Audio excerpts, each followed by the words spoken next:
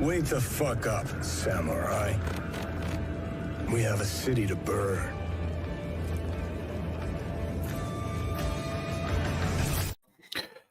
Greetings and salutations to everyone. What's up? Hello, Hi. everyone. There was a boy. He's been Yes, singing I'm gonna sing it in. nonstop. A very strange, enchanted boy. They say he wandered very far, very far. I got my voice back and I can breathe through my nose. Over land and sea. He has been singing nonstop, folks. A little shy. If it's your time to run, now is your time sad to of eye. But very wise was he. And then one day, one magic day, he passed my way. And while he spoke of many things, fools and kings, this he said to me. Like I said, folks, The greatest thing, I'm going to finish this, you'll ever learn is just to love and be loved in return. I can't get that high of a note. Sting, I think it's Sting, that does such a much better job in Moulin Rouge. What's up, Joshua? Cunty. I'm sorry. Hey, damn. Hunty. Damn. Just straight up. She complimented your singing voice and you insult her like that? Hi, Hunty. Oh, Steve. Art. Steve, save me. Help. I don't think there's any saving you at this point. That was straight up. You just insulted her. I'm sorry, Hunty. I didn't say it. He did. So just remember, I want you to remember that. I want you to embed that he said that to you.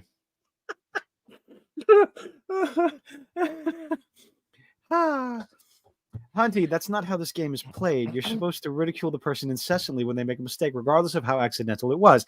That's how jokes are made with friends and associates, whether it's in social media or in the chat. You have to have fun with it, play with all that stuff. Anyway, I'm still surprised you never played Fallout 2. No, I didn't. I started playing Fallout with Fallout 3 when I first got my hands on Xbox 360. That was a lot of gamers' introduction to Louis Armstrong, man. Look.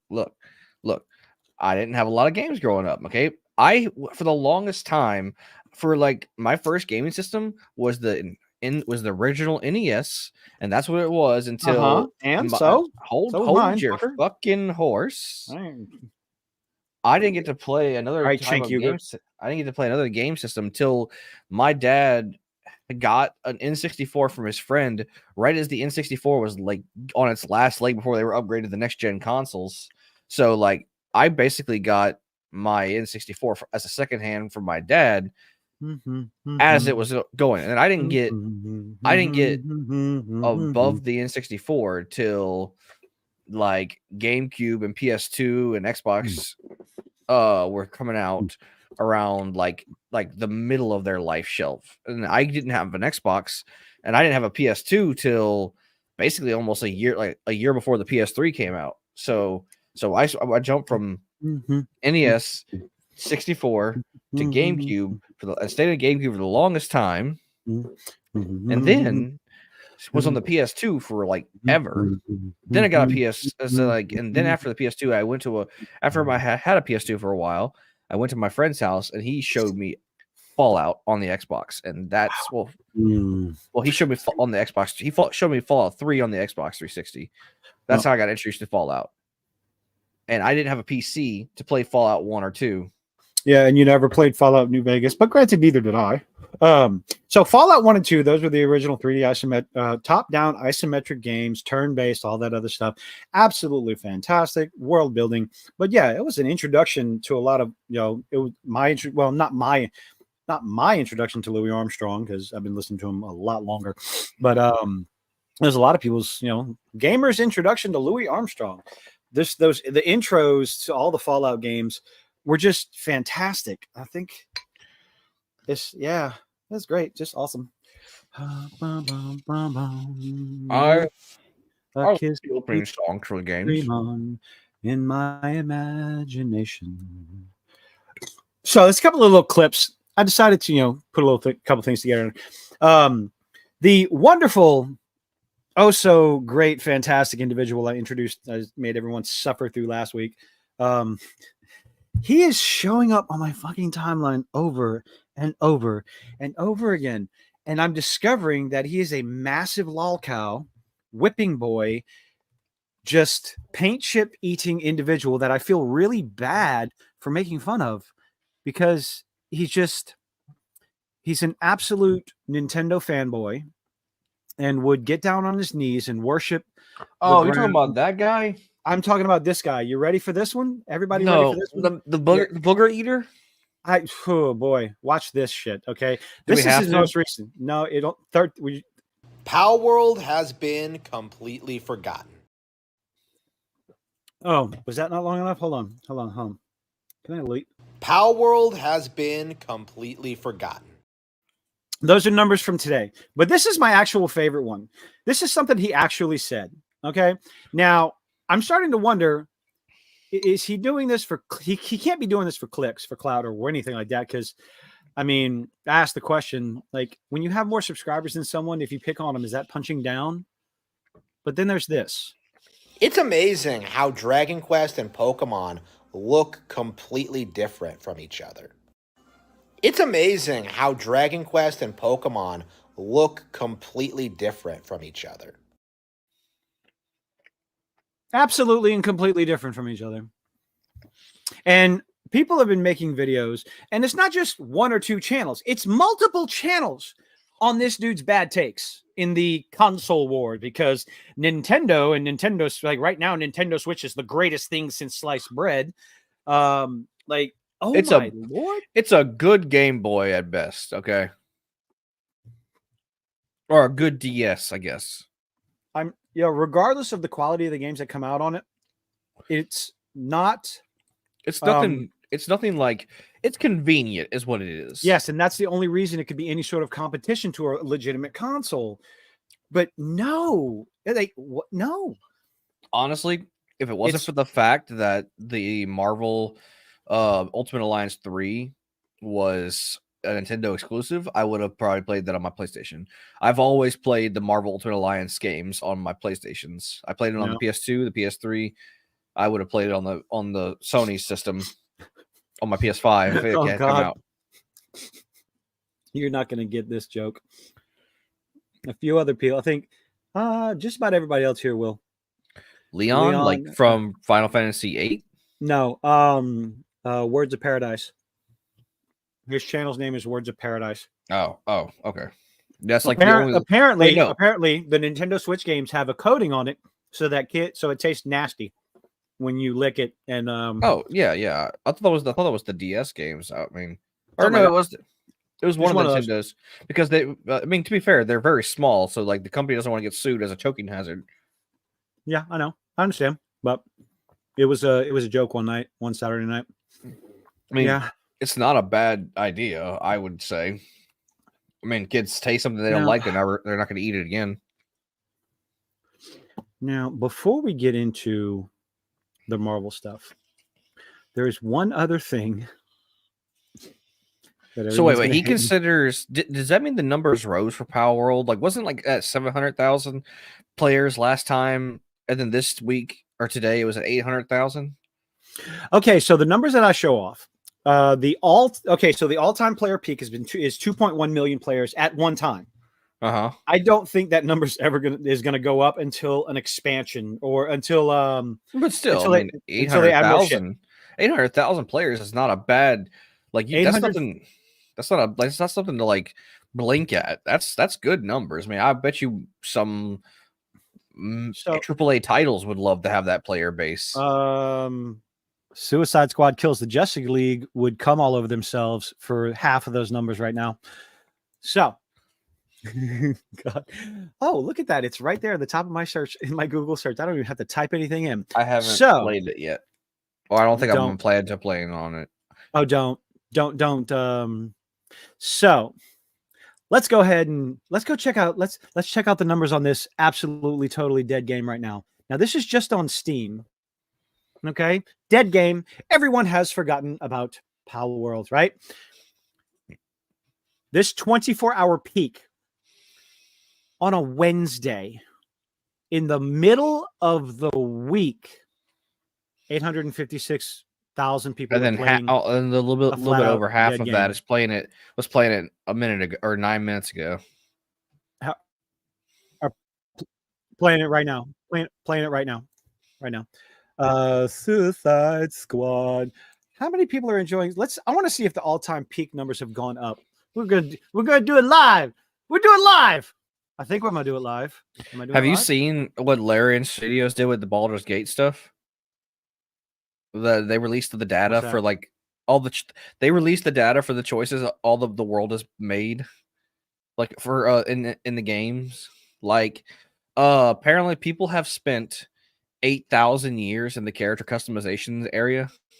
Time, like collectively, if you add all the time the players have, every player who's played Baldur's Gate 3, collectively, people have spent 8,000 years creating their character for their custom.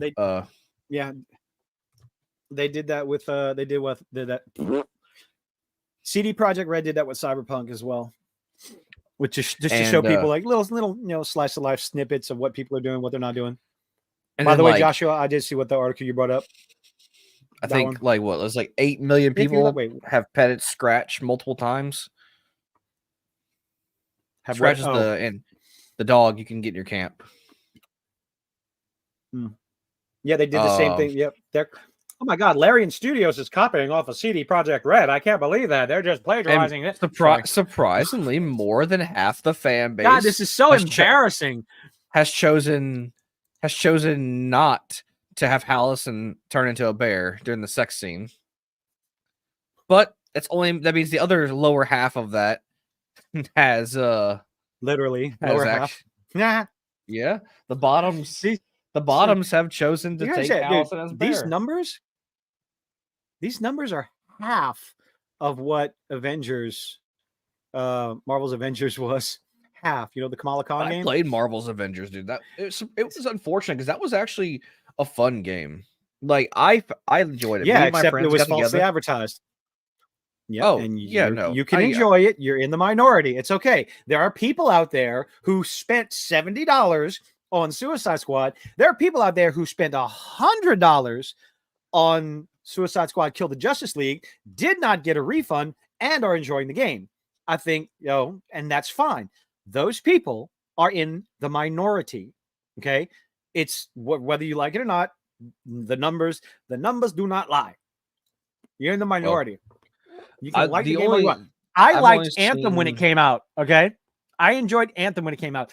I enjoyed No Man's Sky on release date. All right. Oh, you poor bastard. Okay. I returned No Man's Sky after day one. I bought it, was bored out of my mind playing it for like 4 hours, and I was like, nope. I'm not bringing up Cyberpunk because the story was fucking amazing. But minus the story, the gameplay, like it was kind of like for the Marvel Avengers game, it was just me and my friends got in a group and we destroyed shit together as superheroes. We fought the bad guys and it was fun. Like that part when the game was working properly after they fixed some of the bugs after the initial release, we had genuine fun, like, going out and doing missions together. We did until we beat all the missions. Then we got bored because that's why we stopped playing it, is because we played it so much that we ran out of missions to do. We got max rank on everything. Kind of like whenever you reach the cap in Destiny. That's what we did. But then again, like that's what we just enjoyed it. I mean, I my main obviously was the Hulk. My other friend, he was always playing as Cap because he liked the shield mechanic of the game, where the shield was he could like do a bunch of ricocheting. We we made a bunch of Yu-Gi-Oh references, like Yu-Gi-Oh Bridge reference, because like Captain America's ultimate move was called Brooklyn Brawler, and every time he would do it, he would scream out Brooklyn Rage. That was from an abridged series. Point is, we had fun playing it together. Oh God. Well, Nope. playing a game with your friends will have an effect on your enjoyment of the game. Yes, I mean that I totally understand. And plus, like I said, the gameplay itself wasn't bad. It was actually I found it was a solid, like the combos, the balance, like you could, like the difficulty balance, like you could set it. It was set pretty fairly. Like it wasn't like so easy that we could just plow through everything, but it wasn't so hard that it just discouraged us from keep playing. Yeah. Solid, like multiplayer, I feel like it was a solid game. And if they had stuck with it and tried to do more instead of just basically giving up, they could have had a real something on their hands. Like the DLCs that they released for free weren't bad. Like the Black Panther story was good. I like the future like Hulk War story. Unfortunately, they just like threw Spider-Man in there, and they were just like, okay, fuck it, here's everything. We're just dropping this game, which sucked because again, we enjoyed the game. Did I see Mama Max's? Huh? I have no idea what you're talking about. I don't go to Patreon.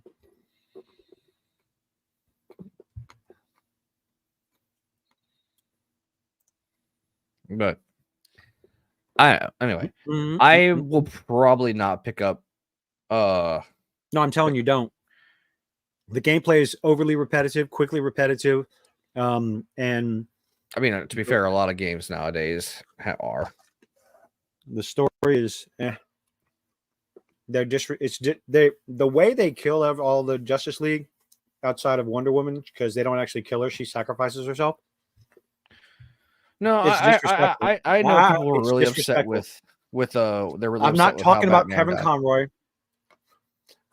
The name of the game is Suicide Squad: Kill the Justice League. You can still do these things without disrespecting the characters. Okay? That's it. They piss on the Flash. Batman's beaten, like, it's all guns. Use guns until they die. Guns. Look, Again, honestly, Batman, get fucked. Honestly, look, if the Flash or Superman really wanted them dead, they would be dead. And that's another problem with the game. It's another problem Quinn. people have with the game. She's not a terrible character, but she's still a human. The Flash can literally travel through time. He can run so fast that she doesn't even exist to him. If Superman could destroy the planet with a sneeze, literally with a sneeze, if he wanted to. Like that. So in one of the older comics, Superman was flying through the cosmos, got some solar wind in his nose, sneezed, and accidentally destroyed a solar system by accident because he was still learning his powers. If they wanted them dead, they would be dead. Unfortunately, Joshua, I'm afraid I've got some bad news for you. Now, you can ignore Suicide Squad Kill the Justice League, which a lot of people are, absolutely, and just play the Arkham games, which I'm going to go do. The Arkham games are fantastic. I know. I have them all. I have them on my PlayStation. But yeah, it is unfortunately canon. There's, just like the Disney trilogy is canon. I thought they killed off Batman in the Gotham Knights series. Not that I'm aware of. Or faked his death or something. I didn't play the game, so I remember I have Gotham Knights. I just never got around to playing it. I didn't hear any bad things about it, but I didn't hear any good things about it either. But it was on sale during Black Friday at Walmart for like $10, so I grabbed it. Because I like the Arkham games, and the last thing I remember was Arkham Knight. I do believe was the last in the Arkham series, which I'm not going to spoil anything for you because that's just you'll see whenever you play it. I don't want to spoil it. The devs, this is not the same. Was it Rocksteady? Rocksteady, right? I think so. I don't know. This is not the same Rocksteady that did Arkham City or Arkham Asylum. These are not the same people. Okay. Plus, when you have an outside consulting company coming in to help you with diversity and inclusion in your stories and video games. In other words, cunts like Anita Sarkeesian, everything is racist, everything is sexist, everything is homophobic, and you have to point it out. That's why your fucking website and your grift went out of business, you twat. God, talk about a blight. And Sweet Baby Inc. is the next Anita Sarkeesian fucking parasitic cancer on gaming. So, yeah. I know some people were upset that they erased swap Deadshot, because you do fight Deadshot a couple times in the Arkham series, and he is white. He's not the Will Smith Deadshot from the movie.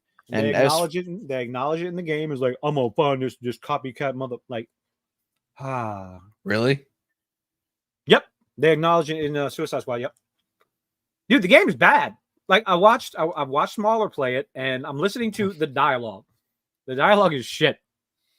Nonstop chatter that is just, and Amanda Waller. Oh my God. I'm your daddy now. Like, what the? This is so just.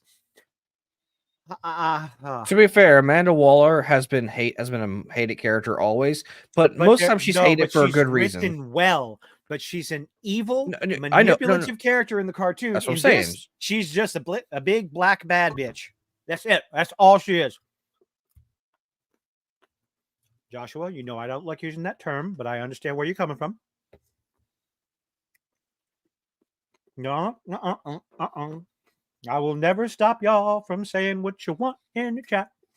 Whether like I said, I'm probably not going to play it. So, and I'm telling you, I have no opinion on the game unless I even made a comment. I thought to myself, I was like, you know what? I'll play it if somebody buys it for me. And then I went, no. Go spend your money on something else. No. Yeah, don't give these people your money. Yeah, first of all, don't give them your money. Second of all, go spend it. I even said in my video, go spending on something more useful like a root canal, which would probably be more enjoyable too, because you get really good drugs afterwards. But oh my God. And people, like, the number one defense of this game is, well, the title of the game is Suicide Squad Kills the Justice League. What on earth were you expecting? Respect. What's up, Charlie? What we got? Suicide Squad is the part. Let's see. Spit on your face, shooting Batman in the head. That is one of the many reasons, and not because Kevin Conroy's unfortunate passing, because everyone, like the people defending all that, they are 100%. There's no way truly that Rocksteady, the writers, or even Kevin Conroy could have foreseen that happening during the development of the game. Should they have changed his death after, post-mortem? What they should have done is get better writers in there, better writers in the game to make the combat, make the boss fights more interesting, less clunky, less repetitive, and more tuned to the characters themselves, more appropriate to Batman, more appropriate to the Flash. I could go on with spoilers and tell you how, I'm going to tell you, fuck it, I don't care. Hey, guess what? Spoilers. I don't care, because this is a shit game. Batman, the world's greatest detective from the Arkham universe, is able to capture the Suicide Squad, dump them in a cave of his own creation. He has prep time, by the way. Dump fear toxins all over them, all over the place, because he's a bad guy. He's being controlled by Brainiac. I don't like this look of Brainiac. I'm sorry. I like the old Superman cartoon Brainiac. I think I prefer him, but one of those. I'm gonna have to find a picture of the one that I like. But anyway, he's being controlled by Brainiac, so he's evil. He is evil. So first of all, he's not going to hold back, right? He shouldn't, because he's evil. He wants these people dead. Dumps him in a cave. First of all, he captures them, knocks them unconscious, lets them live, because plot for the fucking game. This is the kind of shit that is intentionally written. What's the problem? It's a video game. Do a better goddamn job. Whether it's a video game, a TV series, a movie, hire some competent writers to do a better job. Oh, what's up, John? I'm gonna call you Shaggy. I like Shaggy. How you doing, Shaggy? Do a better goddamn job with the plot, with the setup and payoff. These are very important things to the people who are playing your game, watching your show, reading your book, reading your comic book, whatever it is. But no, they just take them, knock them unconscious, dump them in a cave, dump fear toxin on them. So each one of these characters is running around with the voices in their head, supposedly with fear. They're all afraid of themselves and the talking and all this other stuff and multiple voices and going on. But how are they able to survive and overcome the fear toxin? It's because Harley Quinn's already crazy, so she's figured it out, and she can outsmart Batman and the fear toxin because, well, she's already crazy. The only defense, and then they shoot him. The only defense I will give that I think, correct me if I'm wrong, it's been so many years since I played the Arkham games that Harley Quinn, the Joker, mixed the fear toxin with his Joker toxin, and Harley helped him do that. That's the only defense I can give her on that. Nope. The explanation in the game is because she's crazy. She's already nuts. So they basically just said, fuck the previous story that she helped create, even though, to be fair, they shit on every single story that came before it. Okay. And every other fight is just like that.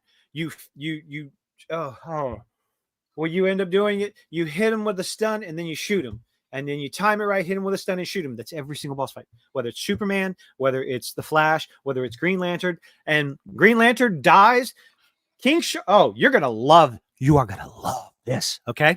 You're going to fucking love this. Oh, right? No, I know what King Shark does. He takes his finger off and takes the ring to make a giant. And is suddenly able to use it. Okay. And they leave. Well, they leave hold on. Wait. Oh. Just let you know. If the rings decide who is able to use the ring, it's the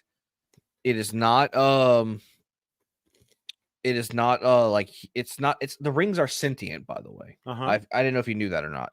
So if the ring knows that they're doing this to try and save the world, the ring will bend to the wielder's will, if their will is strong enough, and if it's necessary to save, like to do good, like Are you done writing a better story than these guys?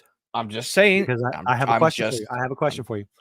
Do you honestly believe the writers of this game knew that? No, absolutely not. Okay. But then, ta-da! Shaggy, not Shaggy in the chat, in the comic books, in the Scooby-Doo comic books, Shaggy was able to wield a yellow lantern ring because of how natural to fear he was. Now, I've actually heard King Shark is the most interesting character in the game. I've heard that from, I think, his dialogue is one of the more interesting dialogues in the game. I actually like King Shark in the Suicide Squad movie with John Cena. I thought he was great. He was stupid. John Cena. Sorry. Have you watched that yet? Or nope. Nope. His spinoff show. Oh, Peacemaker. Nope.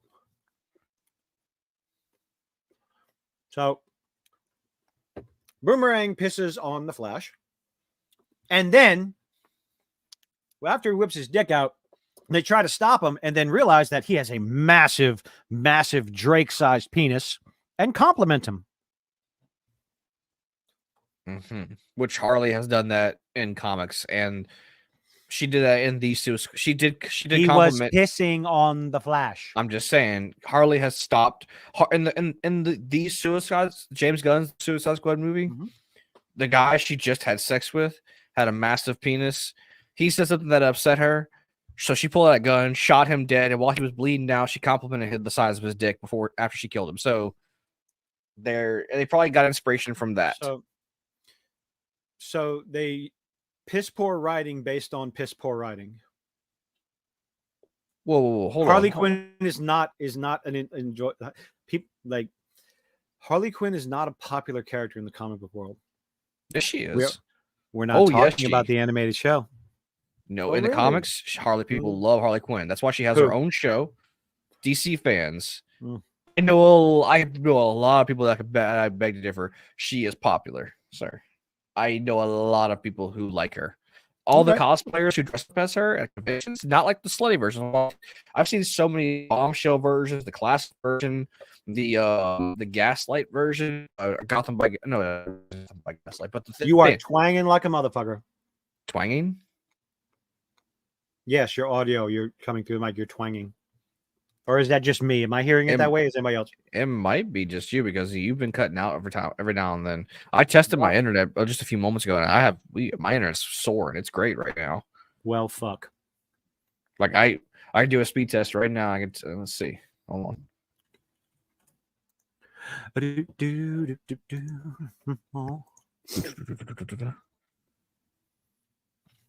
But Harley Quinn is quite literally a popular character.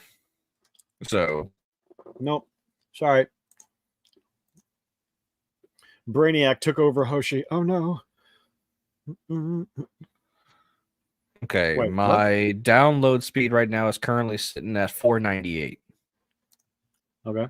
Oh, well, my upload is starting to drop actually. It was sitting at 11 earlier, now it's sitting at 2. I don't check mine because I don't need to be depressed. I mean, it is 8:30 where we're at. All the kids are probably at home sucking up Playing the bandwidth. Fortnite. Playing them some Fortnite, man. No, they're playing Power World. Okay, either one. Why? Because Nintendo and Game Freak don't want to give them the game that they want. God, I feel so. Harmon Smith is infecting me like a cancer. Jesus Christ, this guy. Do, do, do, do, do, do, do, do. So it might be a high. We're streaming during a high internet spike area right now. Since we're talking about the Justice League. Oh God damn it! I read the fucking title. I have not watched this yet, but Mr. H reviews and I think some of the guys from fuck. Anyway.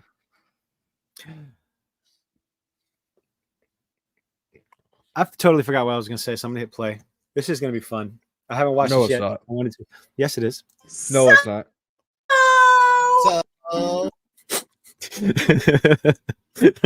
Midnight's Edge. Mr. H, Midnight's Edge. Y'all don't just, this is fun. What kind of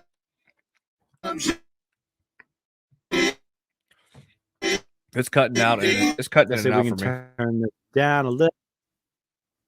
Yes, I know. I'm turning down. I'm turning it down a little bit. All right. Let's try this again.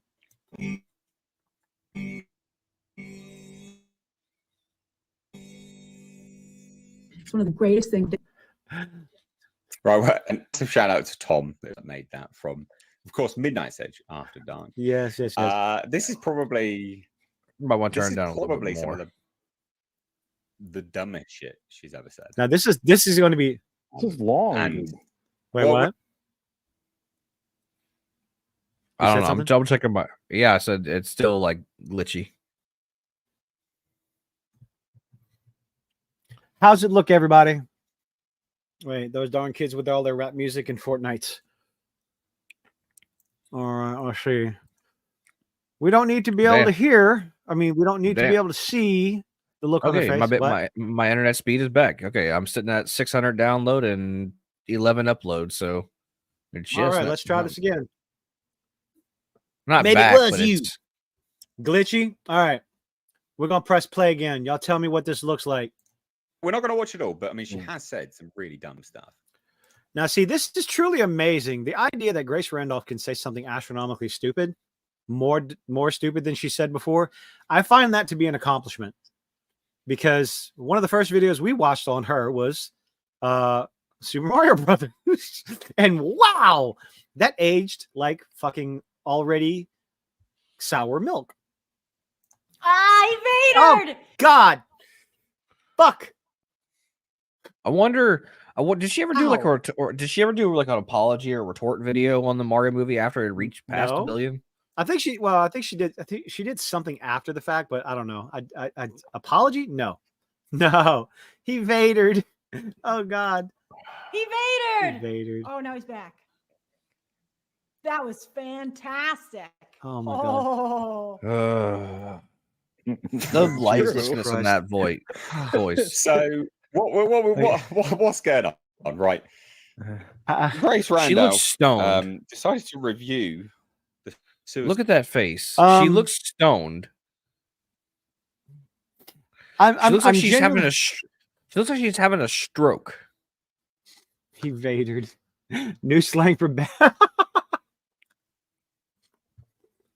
Guys, if the woman starts, if she starts saying he Vadered, you need to stop, get dressed. No, don't even grab your shit and get the fuck. Just get out. Run away fast as you can.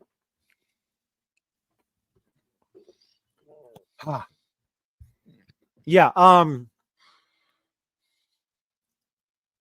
I worry about Grace.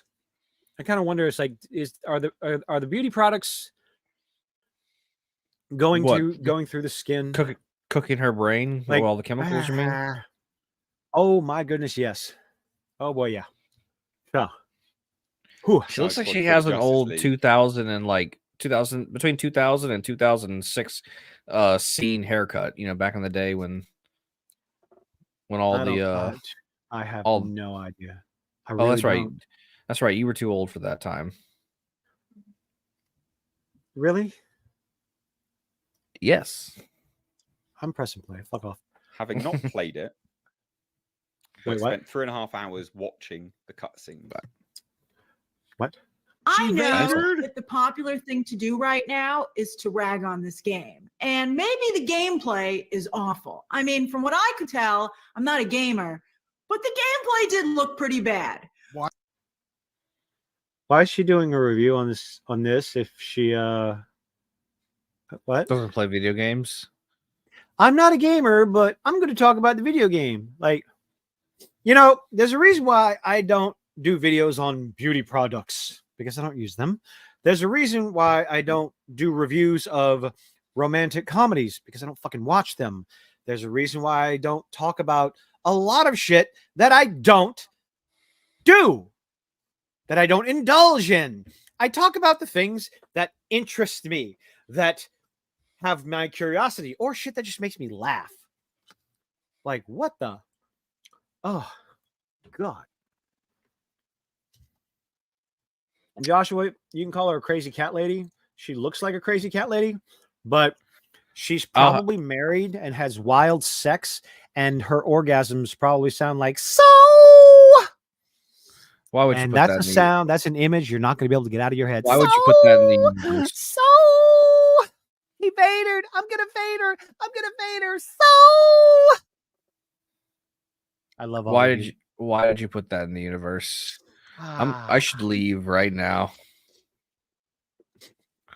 because now I can't unsee that.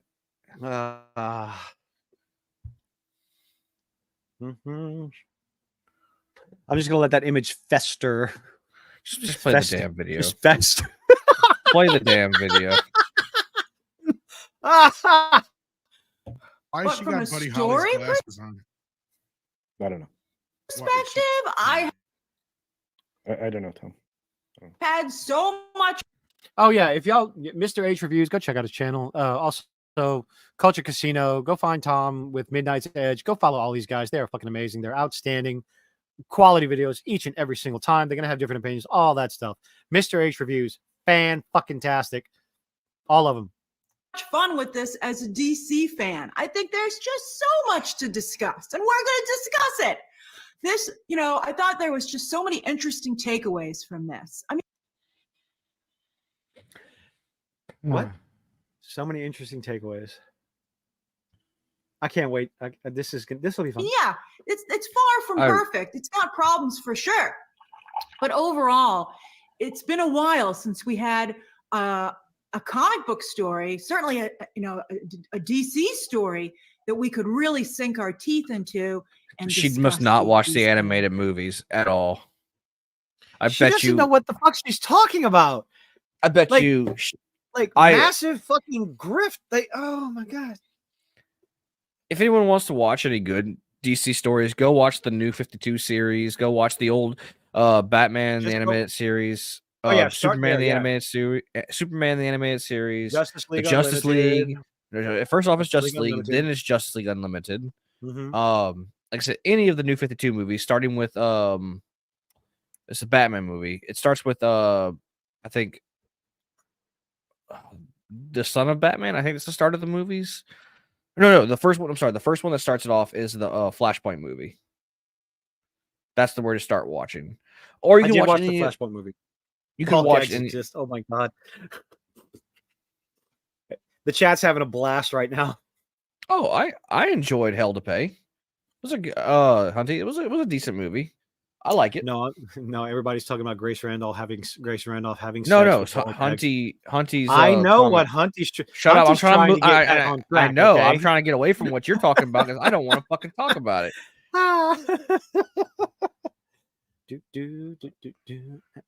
Yes, I enjoyed Hell to Pay. I thought it was a pretty good movie. How do I know? It's a lucky guess. I mean, Let's she might not. She might have a bob.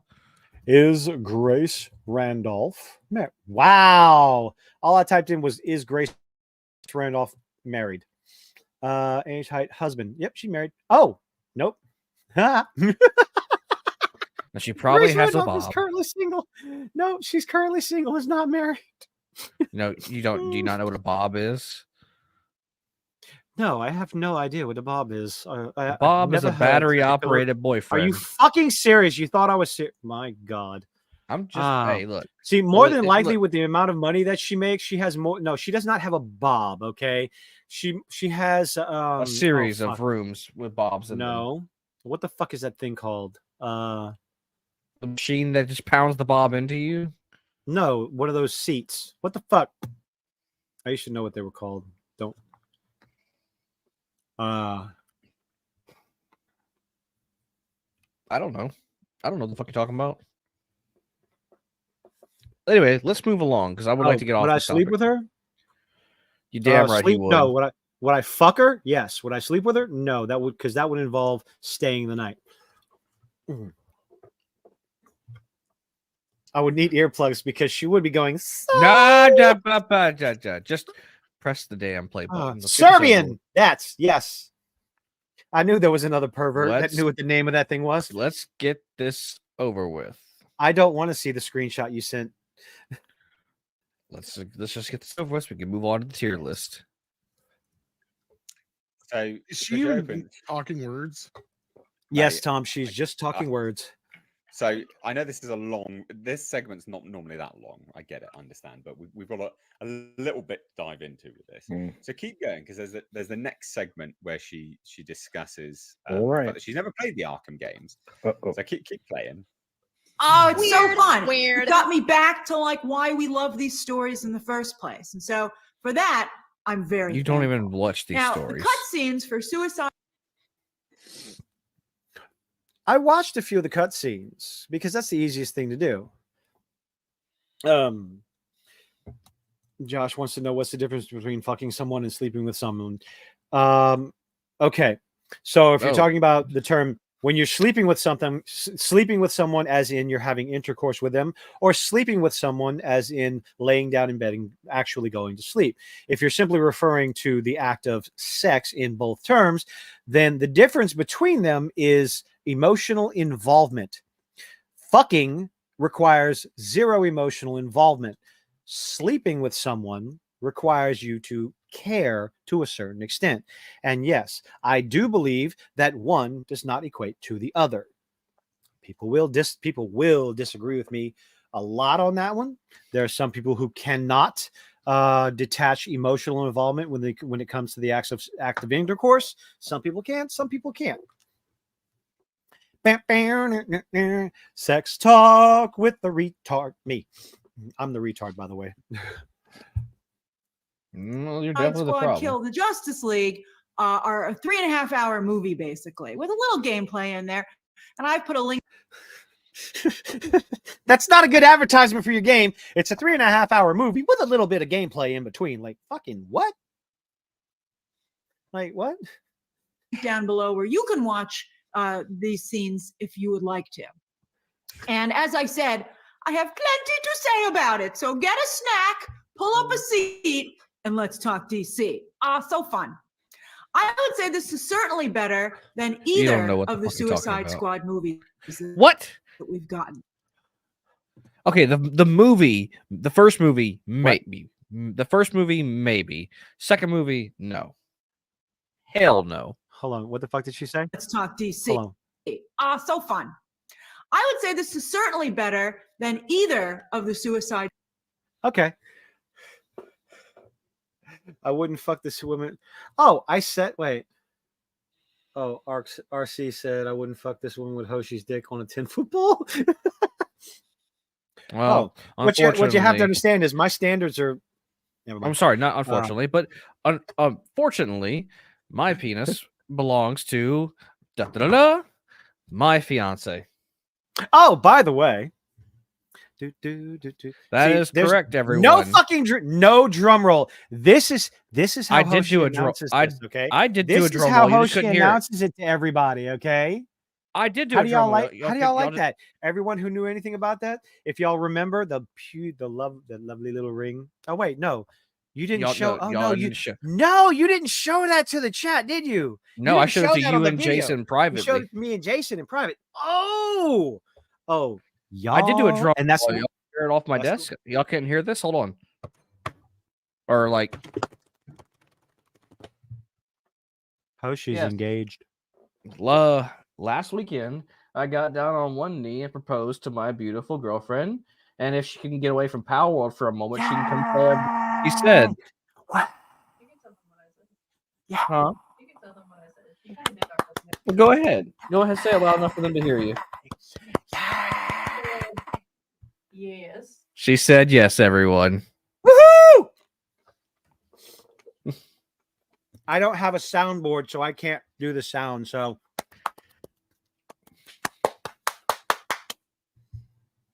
Thank you. If here, I will pull up. No, it's okay. We don't have to pull up. the ring. That's okay.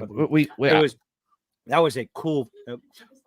Rest assured, the ring looks really, really cool and beautiful. Fantastic. Congratulations, 100%.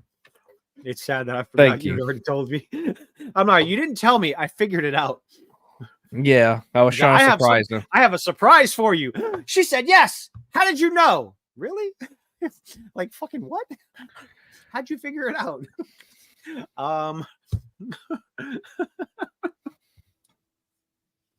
Yes. Ah. So yes, we are officially engaged.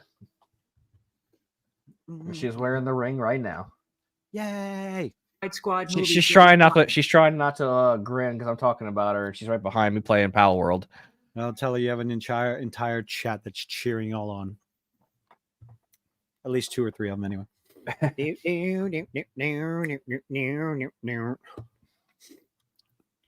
Well, Josh, like I said, I just got engaged this weekend, so it's relatively new.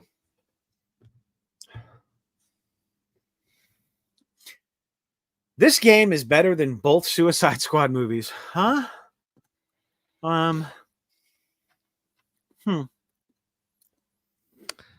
The first one, maybe, because that one was Yeah, I've heard was bad terrible. things, but the one with John Cena I heard was a lot better. it's so good, so good. I know Jason Yeah. hates it, but because he's the opposite. He hates likes everything. the first. He actually loves the first one. He hated the second one. And thank you, everyone. Yay! Although to be fair, they did pave the way for this game. No, they didn't. No, they. But on that note, I think that Rocksteady, the video game developer behind this game, and of course behind the iconic Arkham games, and I know that a lot of people I never played the Arkham games and I never Hold on, watched those cutscenes. I don't. So maybe that Yes. Man, I don't just think want it to was go. the It's like, same. why the fuck are you talking about this then? I never played the games. I never did this, but it's a popular topic in the zeitgeist, so I'm going to talk about it. Like, you know, The there's a develop- video that I could have made yesterday, the moment the news dropped, okay? Like the second the news dropped.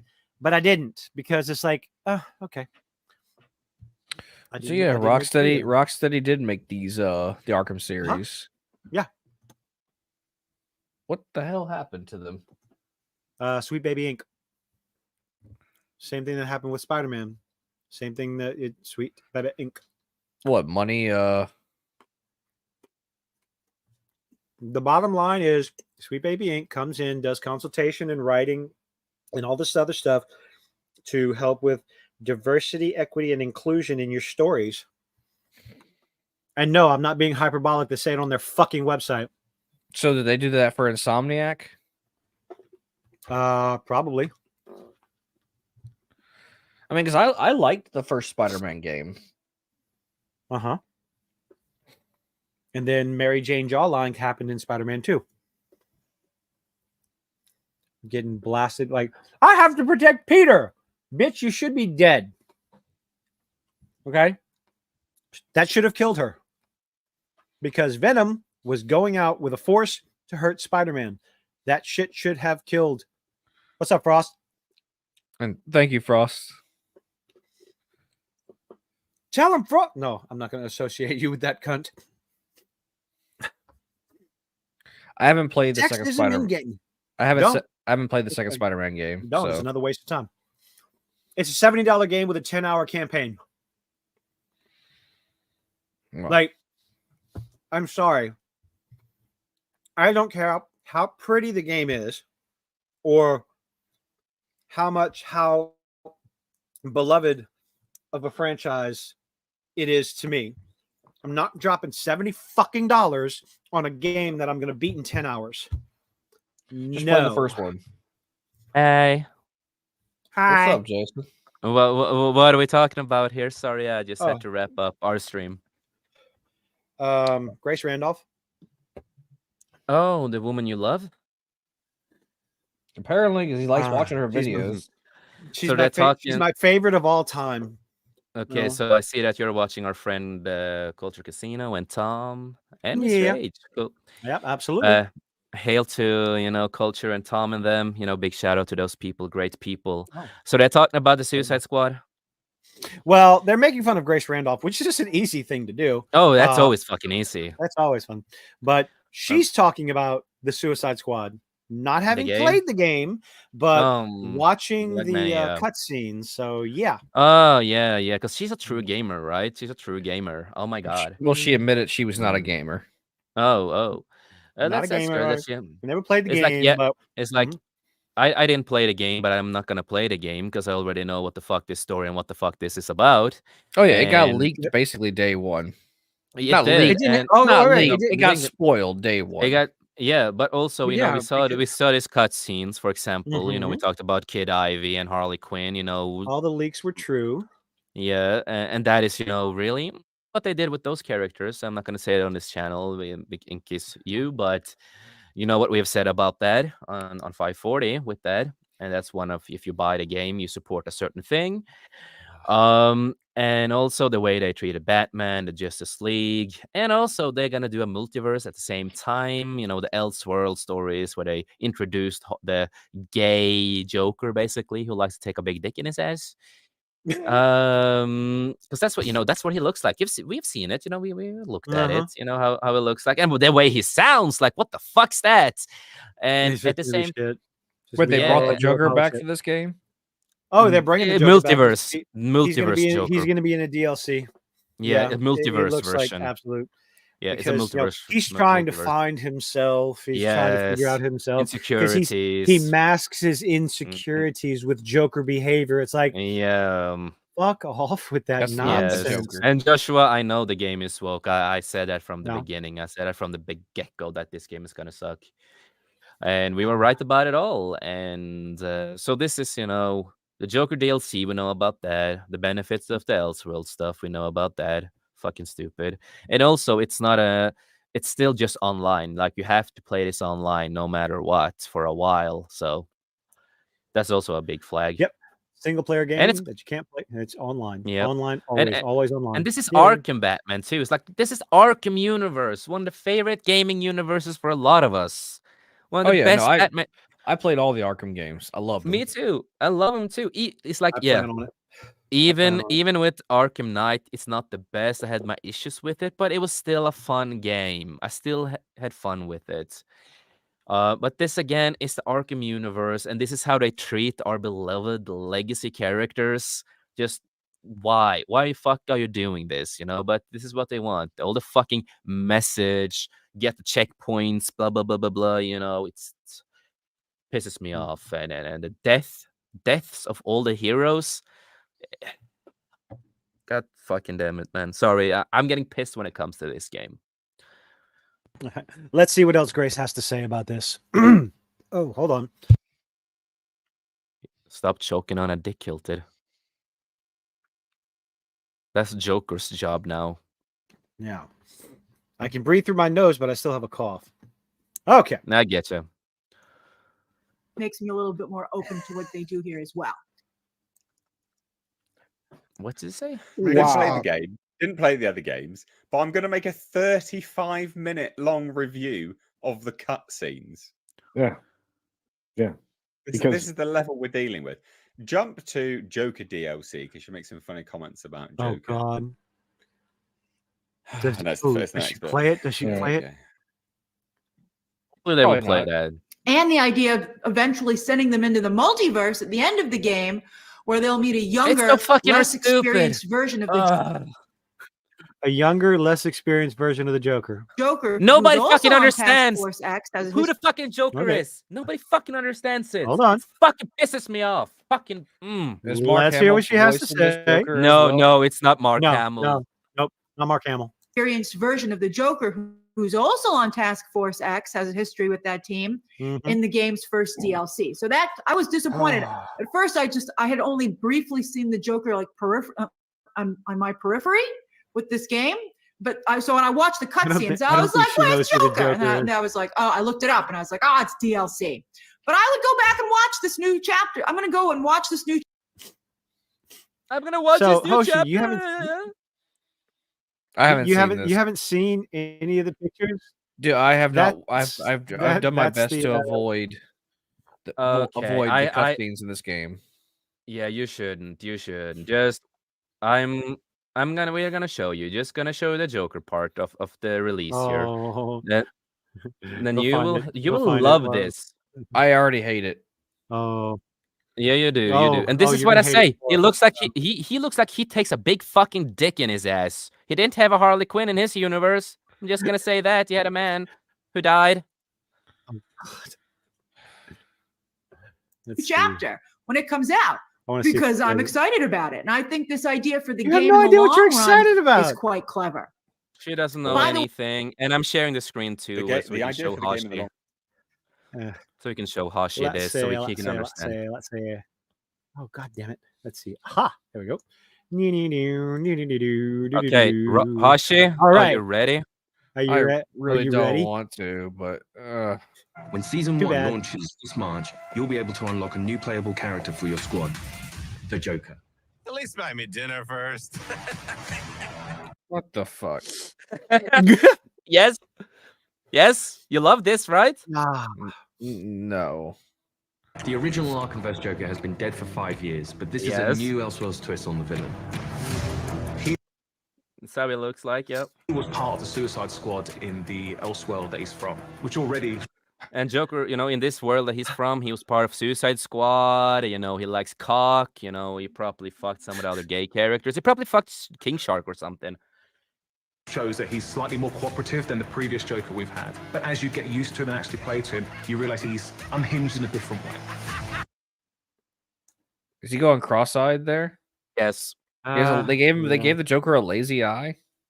yeah, Yeah. sure. Why not? And- He's and- never and al- he's never had one before. Nope. And also remember this, Hashi. You remember Deadshot in Yeah, yeah, we talked about Tilted that. already told me.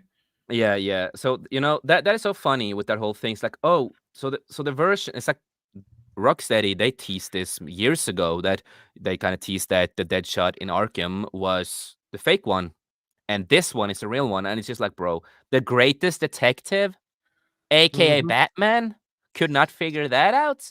Yep. The only time Deadshot has been black was during the Suicide Squad movie. Yep. That's the first time. But that's why they're doing this here. We know that. We know that's one of the things too. Like even after the movie, the Suicide Squad comic animated movie, they brought him back to being white. He was white in the Arkham series. Like, I don't understand. Like, Will Smith does not equate to changing the character's race entirely. Yep. So, but that at least is the Joker that we're getting in this game. Are you not entertained? No, No, I'm really not. When am I entertained, Kilted? Who are you fooling? True. Like, she clever because she hasn't even really talked about the game, and she's already like spoiling basically the end of. No, just so she's talking about the DLC. The DLC is all advertised. That was advertised before the game even came out. They're trying to like bring the Joker out because they realize how like failing the game is. Sucks. They're trying to develop hype, probably. Yeah. Oh yeah. Please like our game, please. It's going to be an always online game where they can just drip feed you content and milk you for every bit of that. That's another one of the defenses I've heard.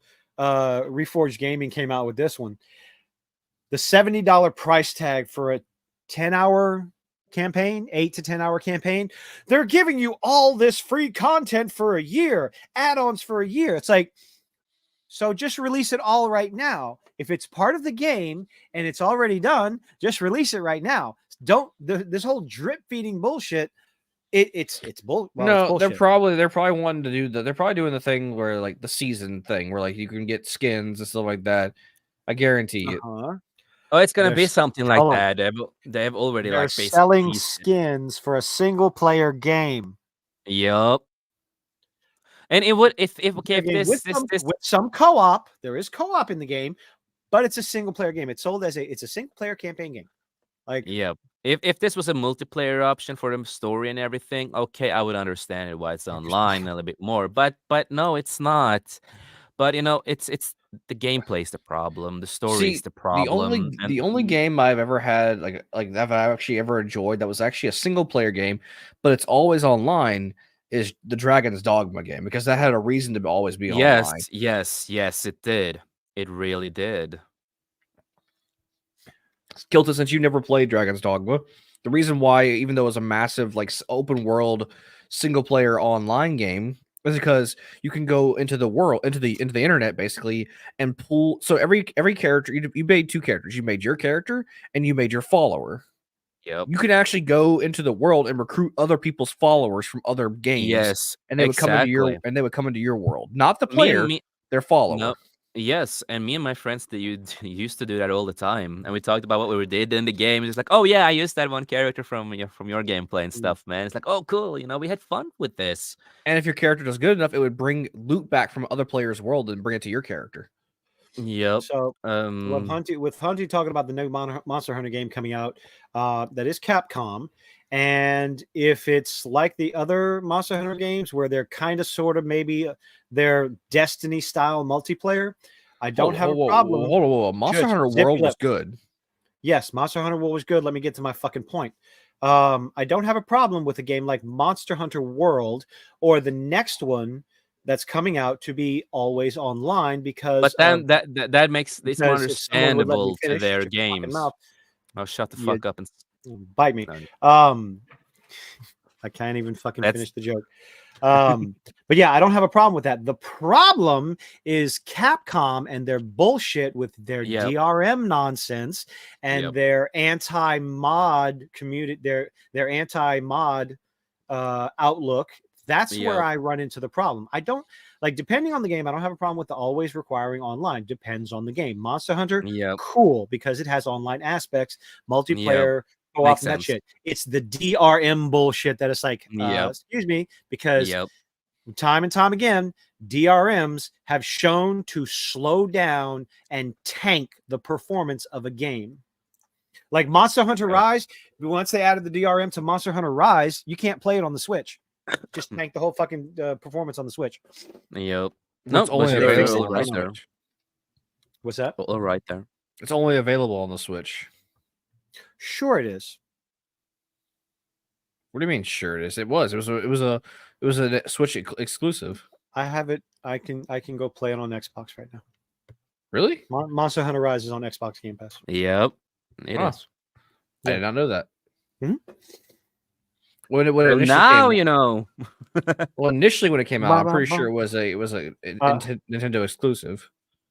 I think it was close to something like that. I think it was more than likely it was Monster Hunter and Capcom's attempt to bring a Monster Hunter game to the Switch. And then they saw the popularity of it, maybe, And brought it over Monster to other Hunter is consoles. also on Steam and stuff like Okay. that too. Well, yeah. yeah, Well, yeah. which Monster Hunter? Is Rise on Rise. Steam? Yeah, Rise. Okay. I said Rise. Okay. Yeah. Ah, I just heard Monster Hunter. Yeah. No, so Monster Hunter, came out on Steam and other platforms, and that's good. It has to be. It's a popular game, and it's understandable why it's online and the play mechanism and all that kind of stuff. But that is understandable. Yeah, well, because it's a multiplayer co-op game, or it can be. So, and there's nothing wrong with that. But that DRM is bullshit. The DRM is bullshit, and but with this game, it makes no fucking sense. All right, look, this probably gonna make me sound ignorant, but what is DRM? I don't know what the hell that is. Digital rights management. It keeps people from pirating the game. It's it's a system where every single time you boot up the game, and while you're playing it, it checks to make sure you actually own the game, which tanks the performance of your game. If you're gonna fix that, you have to be one of the best hackers ever. No, you don't. That shit gets cracked like in fucking hours. Oh yeah, I know. Oh, you were being facetious. Yeah. Or you were being fastidious. First time I saw that fucking word. What the fuck does fastidious mean? I know what facetious means, but that's how you spell it. Duh. Yeah, fastidious. But no, I have Monster Hunter Rise on my list. I played other Monster Hunter on the Xbox, but I have this on my list. Fun. It is fun. I think it's fun. I played a lot of Monster Hunter World, but I didn't find Rise as much fun as World was. Yeah.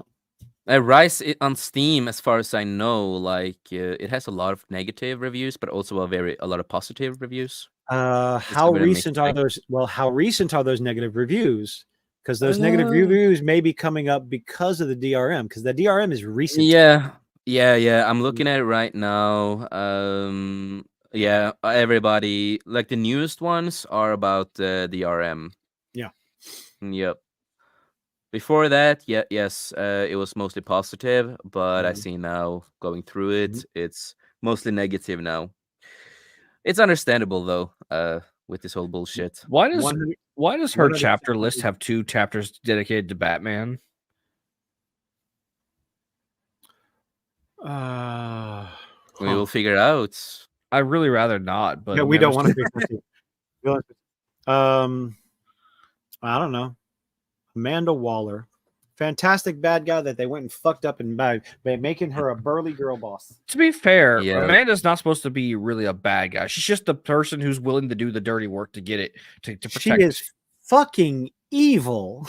I know, but it makes her evil doing that, of course. And in other views, you can say she's not, but in she's a well done evil.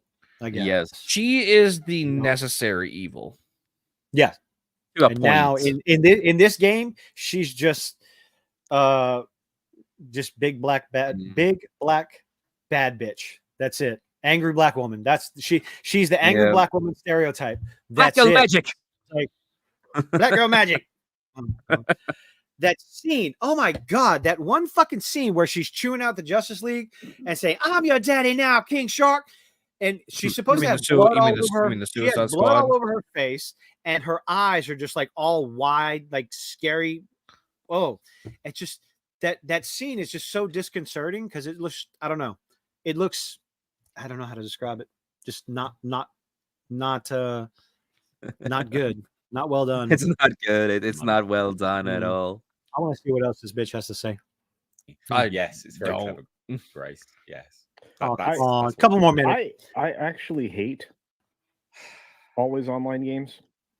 Oh, they're I hate- terrible. The whole purpose Oh, of they're it is not just to make- always just terrible, to make the guys. money They're not nonstop. all terrible. Games as a service is a disgusting business model. You know, and I- so is software as a service, right? I hate it. I hate it. I'm not sure how much it depends on how it's implemented. I don't know.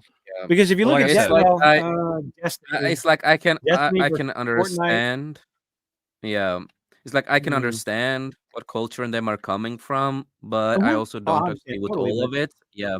Yeah.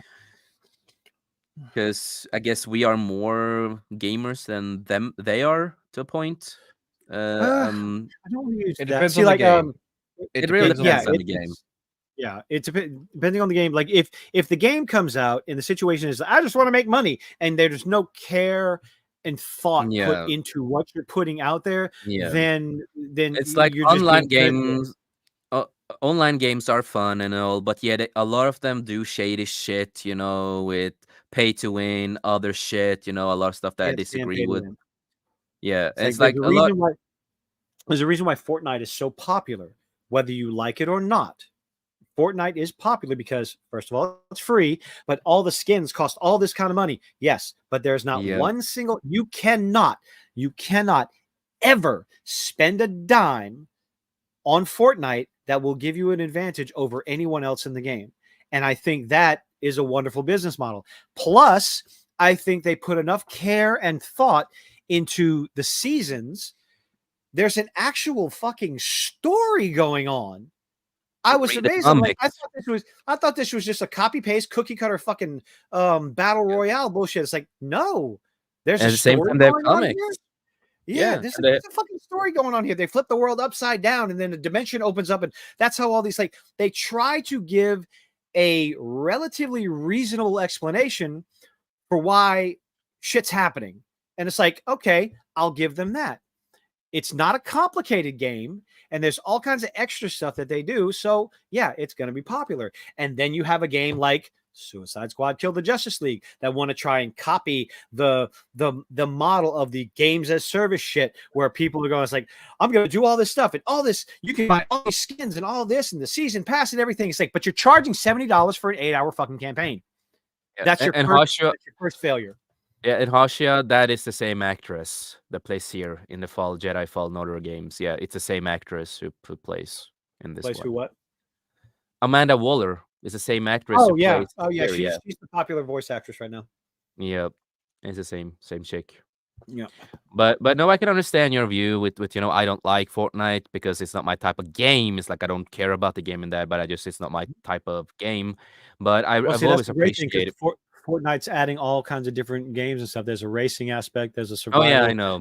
game built in. So And they bought know. Guitar Hero rights to make the music they stuff. they bought have the those kinda music rights. stuff, which is like, okay, that's kind of interesting. Not for me, because I'm trying to play Guitar Hero on a controller. It's like, this ain't gonna fucking work for me. You Trying to hit can the button actually in the get way. guitar and sets to play it. Yeah, you I know what? people.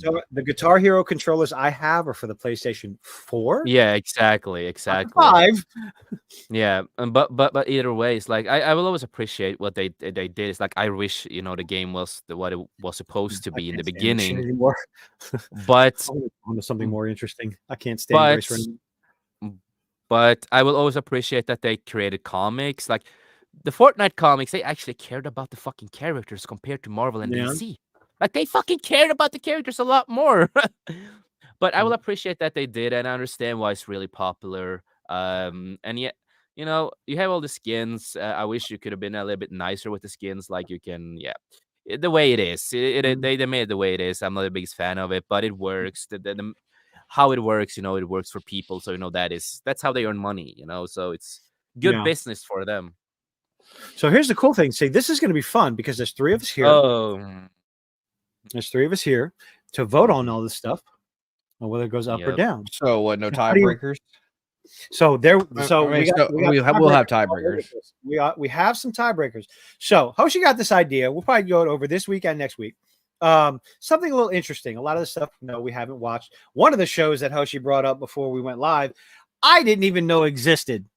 Okay, I've seen a lot of people do this. it's just something a little fun, something more entertaining than Grace Randolph. That's for goddamn sure. But this is going to be interesting with all our opinions. But I think where do we start? We start from the top. You start from the top. Now Start now from this top. list isn't in order. I'll give it that. I think it's maybe chronologically in order because like I'm seeing X-Men First Class and then Wolverine Origins right here. So it might be First Class and that is different universe. They are not like connected. It's different universe. Actually, First Class and X-Men Origins, they don't. The new universe is created in this one, Days of Futures Past. That's when the timeline splits. In a way, and in a way, not at the same time. I've listened behind the stage of the movies. Original idea for First Class, it was going to be a reboot, but because they had to have Jackman in it, Y'all keep talking. I gotta go pee. Okay, so because of that, it was kind of not a reboot at the same time. And then, but it was a reboot in a way. So it wasn't this movie Logan in the failed universe of Days of Futures Past? That was the like. And the way they have explained it, that you can pick and choose with that one. I'm just I would assume that the Logan took place in the failed universe, whereas like you can Dark Phoenix was the successful universe, like the universe that lived after the Sentinels. You can you can say it in that way. After listening to Bryan Singer and the people behind it, it's a little complicated to a certain point. But with the First Class universe, it's like it's a reboot, but at the same time, it's kind of a little messy because with the Wolverine stuff, because Bryan Singer and them said this is a reboot that was originally just a fucking reboot. They were gonna start all over in a way. Because it doesn't connect with Origins well, and it doesn't connect with the first X-Men movie. Because they didn't give a fuck when they made Origins. They just said, sure, that'll work. I like the movie. Origin fits too good to the other movies with storyline. It fits a lot better. It's just the First Class. They threw a lot of random shit in with Origins. They did, but I still liked it for what it was. Oh yeah, no, I liked it. It's a good action movie. I'll give it that. It's a decent. I like the story, and I did something I always said they had to do in the comics, and that is making Cybertooth and Wolverine brothers, because that would make a lot more sense in the comics too, in my view. So I was really happy that they did that. The biggest crime they did was they took away Ryan Reynolds' mouth. Yeah, but it wasn't Ryan in the suit at the end. That was Scott Adkins, one of my favorite stunt doubles ever and actors. One who was doing the fusion of all of them. Yeah, he was a stuntman originally, and then he became an actor, and he wanted to play Batman. Him as Batman? Fuck yeah. He can even play a Wolverine. He has the fucking looks of Wolverine. He can act like Wolverine too. Scott Adkins, martial artist and stuntman and actor. He's played in a lot of stuff, but mostly B stuff. One of the best. He was in the Unspeakable movies. Oh my god. Really great guy. Really great actor too. But with the X-Men movies, you have to really listen to what Bryan Singer had planned out. But because different people who were involved, the plans didn't go the way he totally wanted. And they needed Wolverine in the movie because he's the one who fucking sells. So they had to do that. If he was not there, it would be there would be a complete new universe. They would not connect with the others in that kind of sense. Well, and that's saying, why don't we get started now that Kilton has returned? Yep. We're going to start off with the very first Sam Raimi Spider-Man movie. The one with the Green Goblin. One of the best ones, in my opinion. That's an S tier. That's one of the things that started. I was going to say, personally, in my personal opinion, I was going to say as a really good tier, whereas Spider-Man 2, I would say, was the S tier one with Doc Ock. I really found their bread and I think they really found their bread and butter. Extended version or normal version of the second movie? I never saw this extended version, unfortunately. Ooh, that was a lot more fun in my opinion. Okay, I would go no lower than really good for the very first Spider-Man movie. The way I think with the first Spider-Man movie, the way I think about that was kind of in a way that started a lot of it, other than X-Men, and started this whole universe. So that's why I look at that as an S tier. And I in kinda my have to view, agree with Jason I'm, on both I'm not Spider-Man saying 1 it and doesn't 2. belong in S tier. Just No, in my person. I In my think they person. both. I think 1 and 2 both belong in S tier because the first Sam Raimi Spider-Man, it did the best job with the introduction, the setup, the Green Goblin, the Spider-Man, all that other stuff, establishing the yeah, personality yeah, of Peter Parker Spider-Man going forward. And Spider-Man mhm. 2 with Doc Ock did it added to all that, which just puts it in S tier as well because it continued along the lines of continuing the character and Yeah. where they want to move forward. So what I wanted to do, And then Spider-Man 3 happened.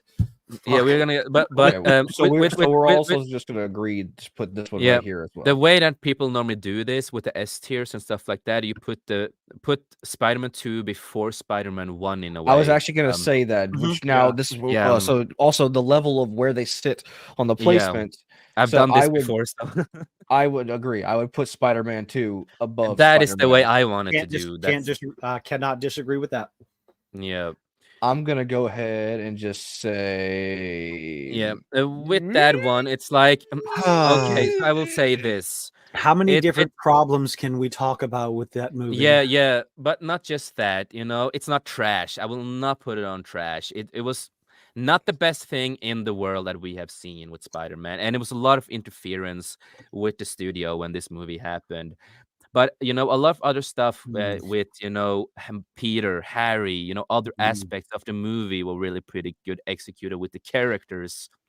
well, that's because Sony, if I remember correctly, Sony shoehorned Venom in. Yes. Like Yeah, because the thing is that Sam Raimi, he was not a fan of Venom to begin with, and he didn't want to have Venom in it. But he had to shoehorn him in, and of course, it wasn't the Venom that we love and cherish, and miscast, of course. But I would say it was. It's not going any higher than meh. That's I fine. would say it is either. It was. I would say because I like the story between Harry, Peter, and Mary Jane. Yeah, I but love that's not all of. enough to save that movie. I have to disagree with that. I would say it was okay. That's the way I look at it. It was okay You know what? for some parts. Okay. I will agree with Jason because when I was a kid, I had a DVD player because we didn't have internet back then, and this and the first Transformer movies were like the only two movies I could watch on DVD, and Pirates of the Caribbean 3 because Oh, you're not talking about the cartoon. Damn it. yeah. The So Transformers 1984. Never no, mind. no. I'm I'm old. talking about fuck. What's his name? Oh, the director Michael Bay. Michael Bay. Michael Yes, Bay, yeah. explosions. But I would say it was okay for I what did it get some tried. enjoyment out of this movie, so Same I here. will concede and I will go with Lee and Jason and put it was okay. Yeah, It had May good is parts, like in but- the middle. Yeah. In the mid. The thing with the middle part is like we can agree to disagree on certain parts, but it was like it was okay. It was like it's not the best. It was okay. It was there. Unfortunately, I'll concede that because my number one problem is that they were trying to cram too much into one movie. It was three different Too many- storylines. Yeah, They and that was they all forced too much because into one movie, and yeah, because of stupid that, interference of the studio. Mm. But I will always love the movie made the greatest meme ever. Emo Parker. Greatest meme ever created. Shoot, I what mean, is his name? Bully Maguire. Bully Maguire. Bully Maguire, exactly. You gonna cry? You gonna cry? You gonna cry? Oh God. Okay. And okay, I have to say this: if you watch Spider-Man 3, the editor's cut, it's a lot better than this one. Editor's cut is on Amazon, I think. You can buy it or rent it. It's a different version of the movie, with the different scenes that makes a lot more sense to a lot of characters. Like Sandman has a lot better story development. You have a beautiful scene with him and his daughter when he's at sandcastle and she can hear the heart of the sandcastle, and that's I remember that part. yeah, because that's not in the original version. And then you have a different fight scene. It's a little bit different fight scene between Harry and them. And Harry, in the extended version, it's not the butler who makes him understand stuff. It's actually Harry himself that looks like he looks at a picture of Mary Jane, him, and Peter. And then he realizes that I was wrong. He gets his own character development. So that little plot that they fucked up at that part was a lot better. So the editor's cut tried to change and fix a lot of stuff. Not everything, but it was pretty damn good compared to the original version of it. Okay. I mean, like I said, I can see and I can put it into was okay. Because I watched it a Yep. lot as a kid. Yeah. That's the same. I did the same. All right.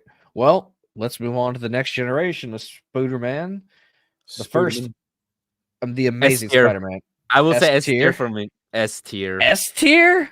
Yes, I am a big fan of the Amazing Spider-Man 1. I love Andrew Garfield as Spider-Man. He was also a big fan of Spider-Man. I really liked a lot of the stuff they did in it, and I think that was an S tier for me, at least. I could put it on really good, or I was pretty good. thinking I was thinking pretty good, personally. Yeah, because it was just like what they did with it, and it reminded me so much of the Ultimate Spider-Man, and I was a huge Ultimate Spider-Man guy, and I loved the suit, and I also loved the suit in the second movie. I do like the suit in the second movie more than the first movie, but I don't know. I just it wasn't bad, but it wasn't like it wasn't. Is that the one where Peter's parents are working for Oscorp and try to sabotage everything and then gets killed on the airplane and that dumb shit? That was showed in the second movie, though. I do That was believe the second. Okay. That was the second one. No, I would say You're in- it's pretty good. Like it for me, it is an S tier. It's one of my favorite movies of all time. But I do understand all the small problems here and there. So I could really good or pretty good would be okay for me because it's not bad in my view. It's not. I didn't hate it. It's just it didn't strike the same chords as Spider-Man 1 and 2 did for me. Ark said I like both ones, but mainly grew up on Andrew Garfield, so I prefer that one. Mhm. Yeah, The way that I have always liked it, I mean, the way that I've always talked about these two movies, the differentiation between them is that Toby was the better Peter, whereas Andrew was the better Spider-Man. that I can agree with. Because again, Andrew is a great actor. He's also a big fan of Spider-Man. You know what? I'll meet you in the middle, and I'll put it. I agree. I can put it in really good. Just the Okay. if. What about you, Kilt it? Agreed. Okay. Yeah, we'll move the first Amazing Spider-Man into really good. Now we move on to the problem child that is the Amazing Spider-Man 2. Second one, and that was building up to so much amazing stuff that I was excited for me at least. But again, I had a problem with Rhino. That's the one with Electro? Oh, God. Yeah, no. I feel like Amazing Spider-Man 2 had all the same issues, but with a bigger budget than 3. Spider-Man 3. Yeah, it did, but again, it's like other stuff that I did enjoy with. It's like Peter Parker. I loved what they did with Peter. I loved it. They brought in the death scene of Gwen Stacy. I will say this: if y'all are going to agree with it, it was okay, but above Spider-Man 3.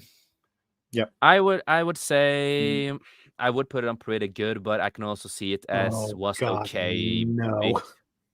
Because of a lot of the other problems. And I've seen a lot of deleted scenes that would have done better, the things they could have taken out. But we don't go off of deleted scenes. We go off No. But I need, when I do this, I talk about context and other stuff because it's important as a filmmaker. That's how we are. Oh my God. Thank you. Josh, that was the one with Rhino? Yeah, Yes, that was Rhino. one that Fuck's annoyed me. No. Yeah, I did not like that thing with Rhino. I did love the friendship and how they did the whole Peter and Harry thing. I really liked it. Really? They barely touched on it. No, I think they did a pretty decent job. There could have been a lot more. I don't say it's perfect. I think they could have done a lot more on it. I didn't mind. I was not too mad about when he became Goblin. I wasn't the totally mad about it. I didn't quite like it because it reminded me a lot from Ultimate Comics later on in life and Ultimate Cartoon. But at least they didn't do what they did in those universes, making him big, like the Hulk big and a monstrous fucking goblin. I don't know. I don't like that they tried to catch up to Spider-Man 3 with the Amazing Spider-Man 2 while just skipping over Norman and then going straight to Harry.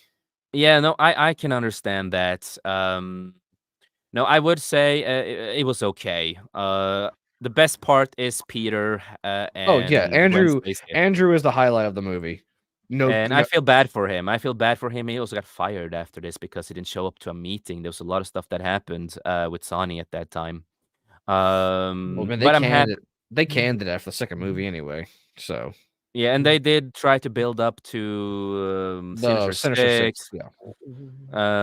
But I still enjoy the movie, other than some parts of it. I still enjoyed it. I still own it in 4K and everything because I still enjoyed it. I don't hate Jamie Foxx as Electro, but I hate what they did with his blue energy form. I can't. That is more of an Ultimate thing. They have done certain stuff with the cartoons and comics with that kind. So they went for that style that they've done later on in life. So they went with that. I never got mad about it because I know I've seen this before in other comic stuff and cartoons. So I'm like, okay, I see where they're going with this. But I didn't quite like his character 100%. And I'm gonna say again, if they took in the deleted scenes with that character and tuned it down, certain stuff I didn't like the electric techno shit he was constantly doing. I could never understand what the fuck he was saying. Yeah, I can understand that, but again, so one of the deleted scenes, it actually shows him as a human, like a person, like who he really was in a way. We really never got to see that on screen. They could have put that in and fake certain parts here and there. I'm sorry that I go a little bit on context of these movies because when we are rating them and putting them here and there, I think it's important to give some context to certain parts. If they removed certain parts, I would say it would be really good if they removed a lot of parts and fixed certain parts here and there. If they just focused on one story, and again, like the same problem with Spider-Man 3, they crammed too much into one movie because they were trying to like catch up. I feel like that was the problem. Yeah, but that's been a problem with a lot of movies back in the day, unfortunately.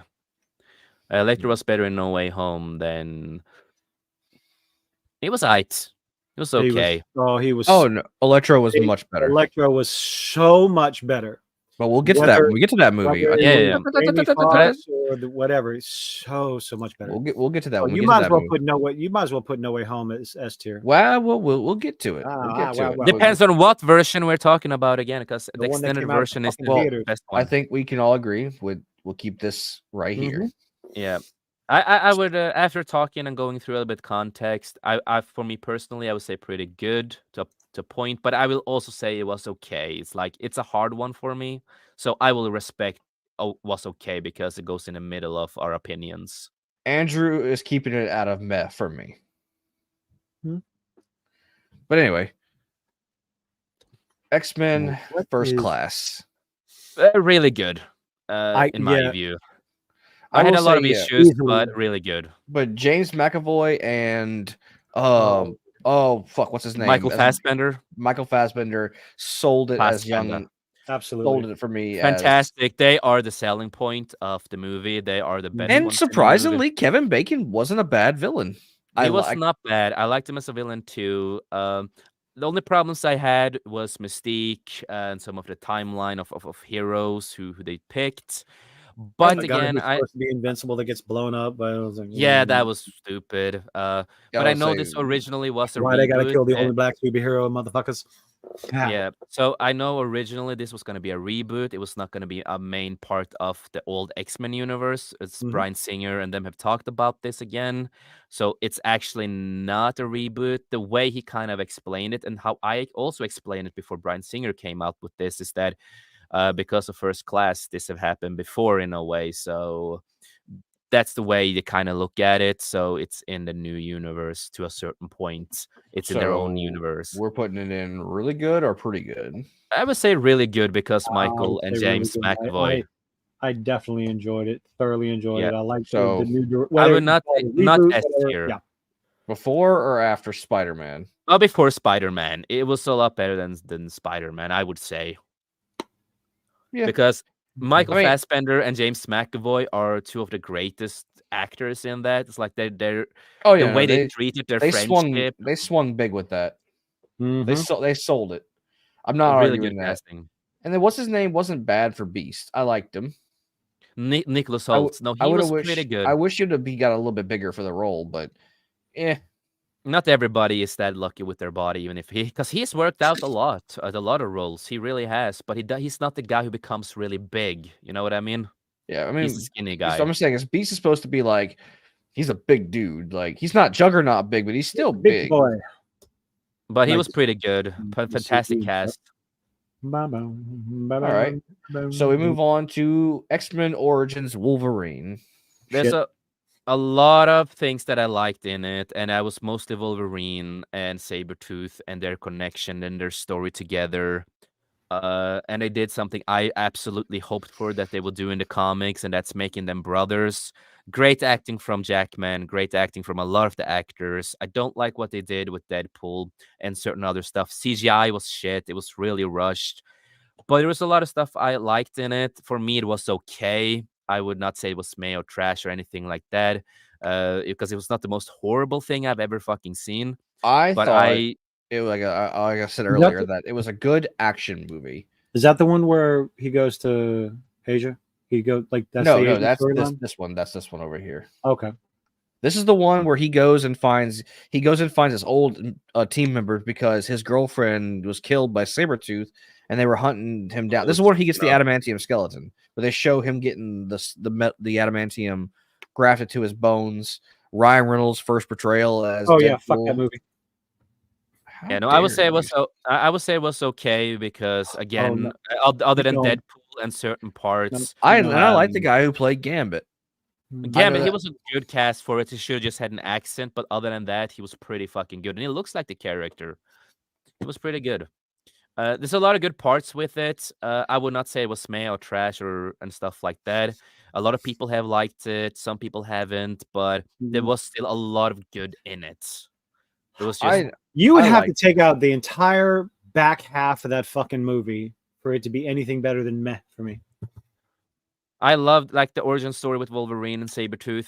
Amazing. I love what they did with that because that's what I wanted them to do in the comics to begin with. So I love everything that has involved with Wolverine and Sabretooth. That was the highlight for me in that movie. I would say it was okay because of that. Everything else, I was they could have fixed here and there. And I liked the casting choice they chose for a lot of the characters. I mean, obviously Yeah. Ryan Reynolds was his dream. That was his meant to be role because clearly, you know, From the Deadpool same did- studio that sewed his fucking mouth shut. yes, but they made Yeah. up for it with Deadpool, the movie. Uh-huh. yeah, I would say it was okay. I'm gonna Yeah. stand by that. I vote to go back. Meh. I'm gonna What's side the with deciding? I'm gonna side with Jason on this, but I'm gonna put it on the back end of was okay. Yeah, I would do The that. very fucking back end. Well, it's only 3 right now. So we'll move on from that. Ow. And we go Sorry. to the very first X-Men movie that Oh, it came was out. so good. Oof. The very first one. Yeah. It came I out would the have to- same time that came out was around the same time Phantom Menace came out. So X-Men 1. I mean, I'm starting it pretty good. Period. Yeah, I can see that. I can see that being pretty I'm good. definitely starting it. I'm starting. Because there. you got the perfect No. casting for Wolverine and Halle Casting. Berry. And And I like I like the story. Mommy. Mm. Yeah, I like the story. It was not too Mhm. hard. It was not too simple. You know, it's not too simple, not too hard. It was, And in then, the middle. And it also was one of the other movies that also did bring up the light of comics and a lot of stuff like that. I would say for me personally, I would say S tier because I love that movie so fucking much with a big passion. But I could say really, if people don't agree with that, I could see really good or pretty good at least. I think but we if- should put it at the top of pretty good top of pretty good. so far for right now. Mhm. Mostly because the casting was good. The Yeah. story was basic, but it was good to keep you entertained. But they did a fan like I don't know. Do you judge the first iteration of a franchise different than the second or third? Like, For me, for me, it was just I loved that movie so much. I think I lo- okay. So Joshua, right here, Patrick Stewart, perfect iteration, perfection as Professor X. I think him and I think Ian Goldberg. McKellar. Is it Ian, Oh, is it yeah. Ian McKellar? Ian McKellen. McKellen? Ian McKellen. McKellen, Patrick Stewart as Professor X and Magneto, also with Michael Fassbender and the other guy. Both of the castings of Professor X and Magneto has been fantastic. Were just absolutely fantastic. So, yeah. Okay. And then obviously you can't say Hugh Jackman playing Wolverine wasn't like great cat. He is Wolverine. He will always be Wolverine for our He will generation. always be Wolverine, and it's so fun. What I love about this movie, you see how tiny he was and what he is now. I love that transition of being that skinny Wolverine to be buff as a motherfucker. Love that. And I was put it pretty good, and also because it started, it helped add gas to the fire for the superheroes. Like Spider-Man, the X-Men, and Blade were the Kickstarters for this. Yeah, they were the big Kickstarters. I would say, like I said, no lower than pretty good for this, but it did have its problems. Like the CG was a little bad in some areas. Yeah, but it's an older movie, so it's a lot of older movies, like superhero movies, didn't have always the best CGI, and they were not the biggest movies. And some of the acting was like on some of the characters. Like I think the guy who played, they did it better, of course, in the second one, I would say. Yeah, I will say yes. I enjoyed. That's what we'll segue to. I enjoyed X2 much more than X-Men 1. Same here. I loved X-Men 2 also. I like that a lot better than X-Men 1. They're really close, but X-Men 2 did just the story, the backstory with Logan, the way they treated that. Nightcrawler was perfectly casted with Alan. What's the name again? Alan Cum something, because he has cum in his name. But fantastically cast. I really like how they did Nightcrawler. Mystique was pretty good in it. Alan Cumming, that's his name. That was right, Alan Cumming. It sounds so weird with his name. And Jackman showed more of his acting as Wolverine, showed more of the Wolverine inside of him, what he can do with it. A lot of the other actors did a lot better. I would say I would love to say it on an S tier, but if people don't agree with that, I could put them really, really good. Like really I was good. thinking right here. Okay. I don't know if below first class or above first class. Below. I would say before first class, but I can also understand. Really? They're so close to me. Like they're so good close. Like those movies are so close to me too. It's like I had more problems with first class than X2. So what? I will agree on that. I will put it above first class. All right. What's up, Axel? How are you doing? Some of the stuff that like Emma Frost should not have been, because if they were, it's the Emma. I didn't like what they did with Emma Frost in this. I didn't like that they didn't do the Mystique and Azazel thing to give us Nightcrawler. Yeah, they kind of hinted at later on in a movie, but they didn't really touch up on that much, unfortunately. Now, for the one that I think, I'm just gonna go ahead and put this one right. Hell no, it's not trash. It's a little trash. It's bad. It's a bad movie. I loved a lot of stuff in that movie. I would never put that on trash. I would say it was okay. The Last Stand? Fuck that movie. Yeah, fuck you. No, I would never say it was trash. I'm sorry. That movie was yeah. trash. No, I don't think so. Okay. It's like who did we kill in this movie? Yeah, I know. It has its problems, but I really like. Hold on. Just to let you know, Kilted, Xavier has died many a times in the comics. Yeah, okay. And now he has a new body and he can walk in the comics. Oh, okay. That's it. Just yeah, God. but you took one of the greatest storylines in X-Men history and shit all over it. Okay. Yeah, but again with this one, for me, it's like there's a lot of stuff that I do enjoy with Wolverine and other characters, and I like the Brotherhood and the X-Men, and I love the characters gets more screen time. And Kelsey Grammer, Beast, I love him as he's a perfect Beast. I really like the way they did it. I also know And I also know that the story was supposed to be a little bit more different because Bryan Singer was not on this project, and it was going to be a little different when he was on a project, but he went to make Superman. Um, there's a lot of concepts here that I liked here. I think it did fit to a lot of the universe they had with the X-Men movies. I am also one of the people that I kind of liked it that they didn't bring the whole alien stuff into this movie, and because it is a different universe. These movies also helped inspiring the Ultimate Universe comics, one of my favorite storylines, to a point. After a point, it kind of gets fucked up. But Well, Mark Miller did really well with that. I'll meet you in the middle and put it in meh. Okay, I will meet you in the I'm sorry? middle. I will do that. We can meet in the middle.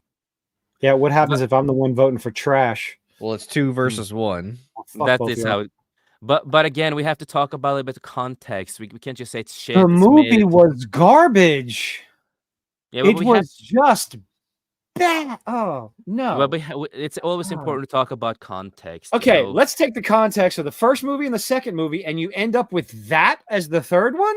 Let's Yeah, but- take all that context. The first X-Men movie, fantastic. Second one, great. Third one, we're gonna see fucking the Phoenix. Yes, Phoenix. What? That was Yeah, Oh. for me, There's a for lot me- of not payoff. In yeah, this movie. it had certain Yeah, stuff. pays off but- like a fucking wet diarrhea fart in a car. But for me, I didn't mind that it was not the Phoenix from space and all that kind of stuff because it did fit the universe they did and not going overboard with it. It's the same thing what they did with Cyclops. They removed his origin with his parents. They His killed him brothers, off. and- They yeah, but I'm killed- talking about the whole X-Men universe with that. They dropped that whole thing with him, with his parents and stuff, and I don't mind that. I did not like that they killed Scott off in the movie. I thought that was pretty basically in the beginning. Yes, exactly. But it Off was, screen. Off screen. Off fucking screen. yeah, I know. And then also no return for Nightcrawler. Yeah, that is because the actor refused to ever go back to that role because of was smart. makeup. He didn't. No. He. It's just that he didn't want to ever go through that makeup Also, ever again. I don't hate the casting choice for Juggernaut, but I don't like what they did with Juggernaut. No. Juggernaut, bitch. Yeah, I did not like that too much either because Juggernaut, with the family, with Professor X and all that. But I will They say for me, didn't it even was acknowledge it. But for me, it was okay. But I will luckily meet in the middle They made the with this Juggernaut one. a joke. I will say They in the made middle. We him can. a fucking meme. I'm a Juggernaut, bitch. Fuck off.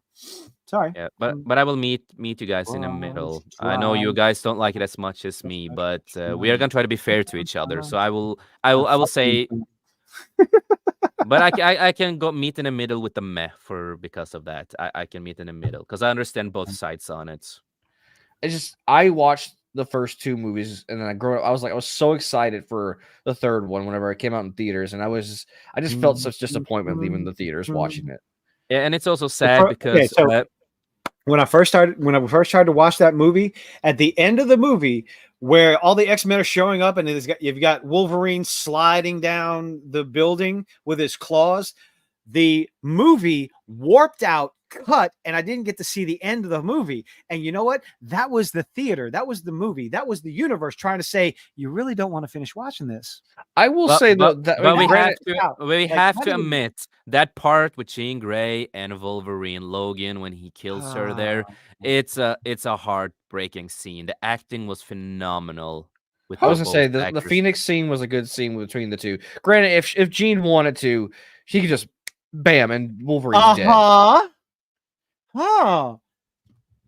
If Jean despite knowing that if Jean wanted to, she could have done this, but she didn't because plot.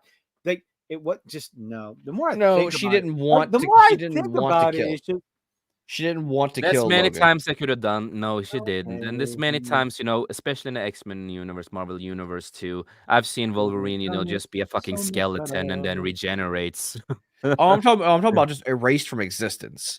That's Oh what yeah, I'm not talking about disintegrate. I'm talking about he's erased. She could, but there was still, love there. There was still something there. That is why.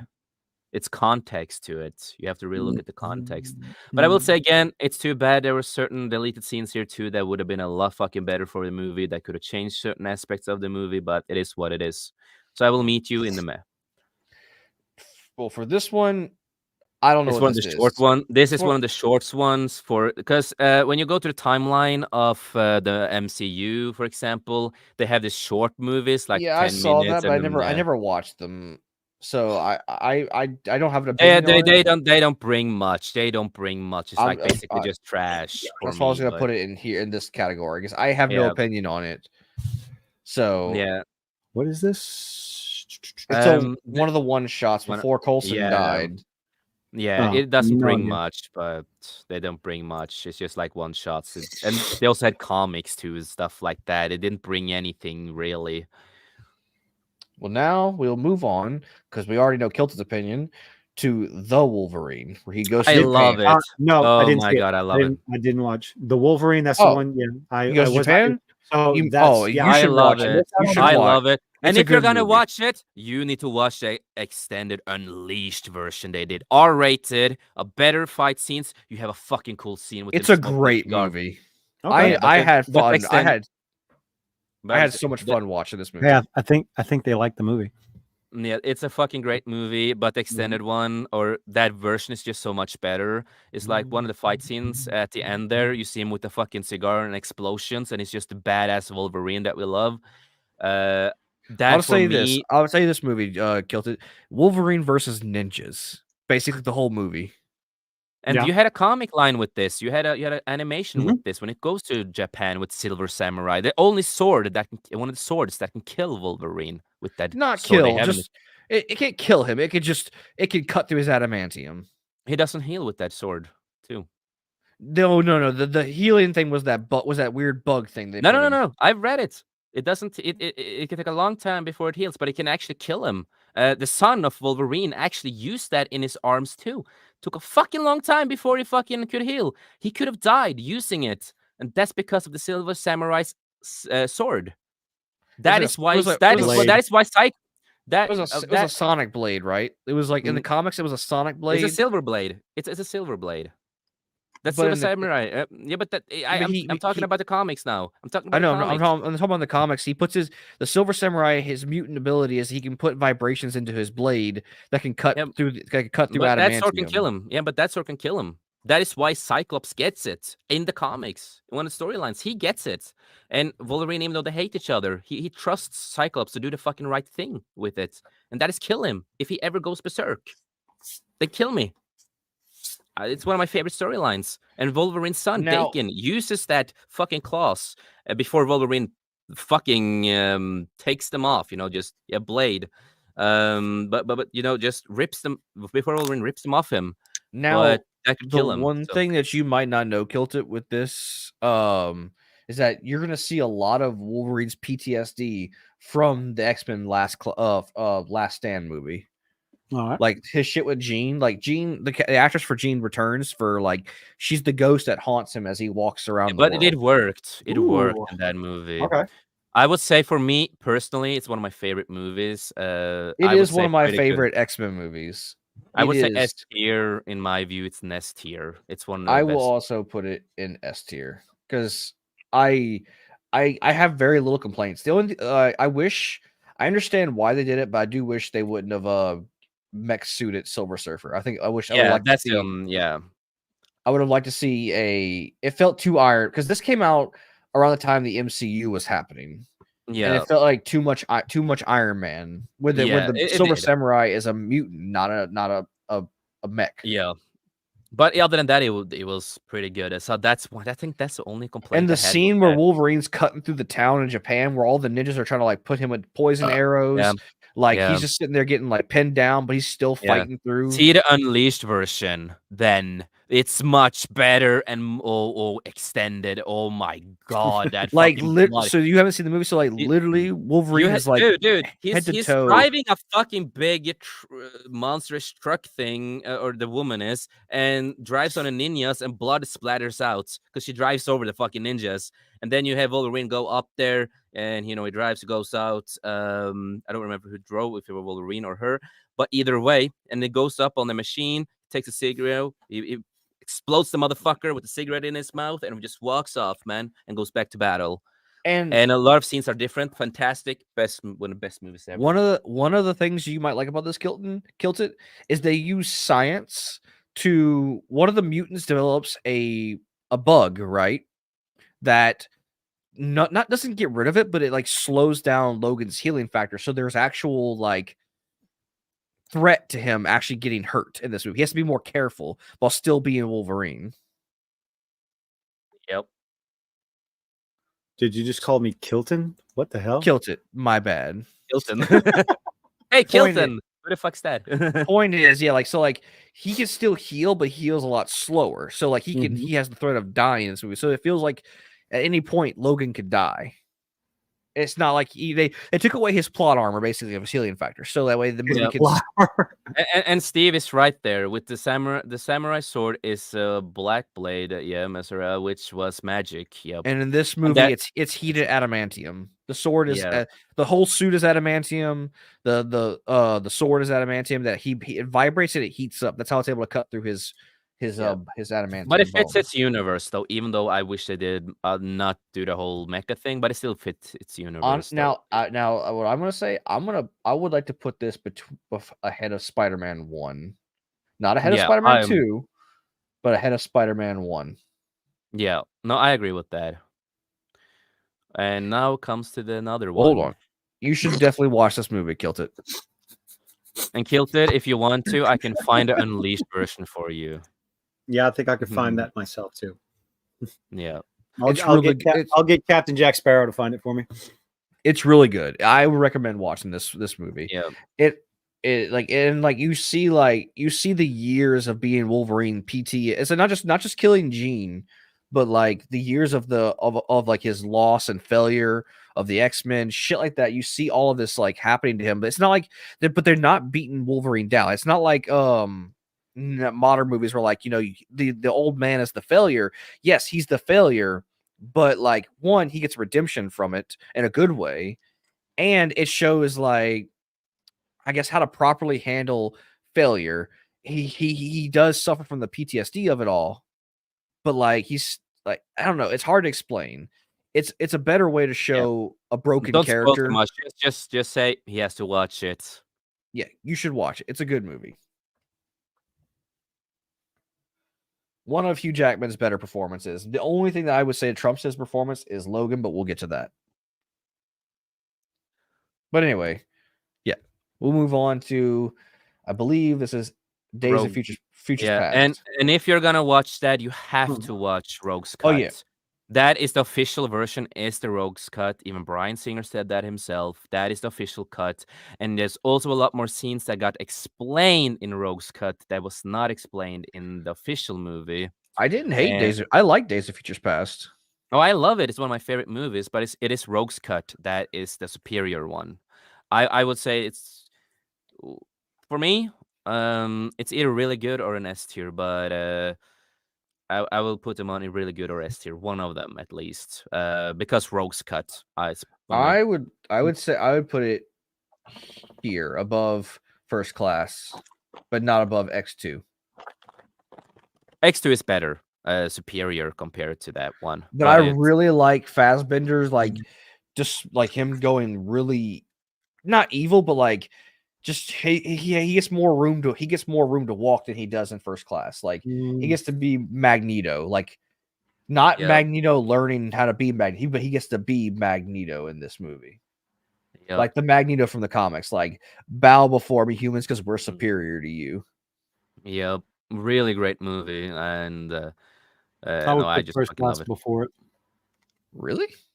No, I liked First. I liked First Class a lot more, establishing Magneto's character, killing Kevin, the way he just getting the helmet, God, just the establishment of that is like I'm willing to do anything and everything to make sure we live, no matter what.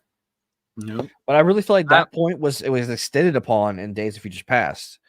Like It did extend it. Like when he took the railroad apart, that way he could like make an endoskeleton inside of the Sentinels to control them, like turn humanity's weapons that were meant to be for the mutants on humanity. Like extended a lot on that. also the opening scene when they accidentally killed, well, not accidentally, when they killed his daughter and he just fucking murdered them. Like that was a good scene. Okay. That was Apocalypse. That was Apocalypse? Oh, you're right. Yeah, them. You're right. You're right. That was my bad. It's been a while since I've seen the movie. I'm just gonna say Apocalypse is one of my fucking favorite movies, isn't it? ECS tier. We're gonna get that. What? That was another. Yeah, fuck you. No, it's a fucking great movie. Fuck you. That was another terrible movie. No, it wasn't. It's great. I will also put this and have just seen. Yeah, just do that. It doesn't add much. I've seen it. Doesn't add anything. Item 47. Don't know what it is. I haven't seen it. Yeah, it's just one shot. They did some small one shots all the fucking time. It's annoying.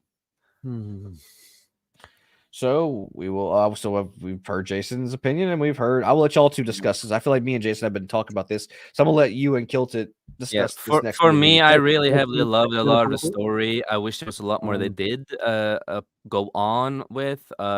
I wish they extended certain scenes a lot. I've seen a lot of the extended scenes. One of my favorite versions of this movie is a fan edit that just took all the deleted scenes that made it work a lot better. One of my complaints is still Alex Summer. You know, I still want him to be the little brother of Scott, but that's one complaint. Mystique wasn't the biggest fan. You know, Jennifer Lawrence, I didn't like her Mystique as much. Nightcrawler, I did not hate Nightcrawler. I think he was a perfect fit for the role. He also liked the character a lot. It's understandable. It's a cool character. I finally like that they touched upon, of course, Quicksilver's family. You know, his father and all that, because the comics fucking changed that. Quicksilver is the son.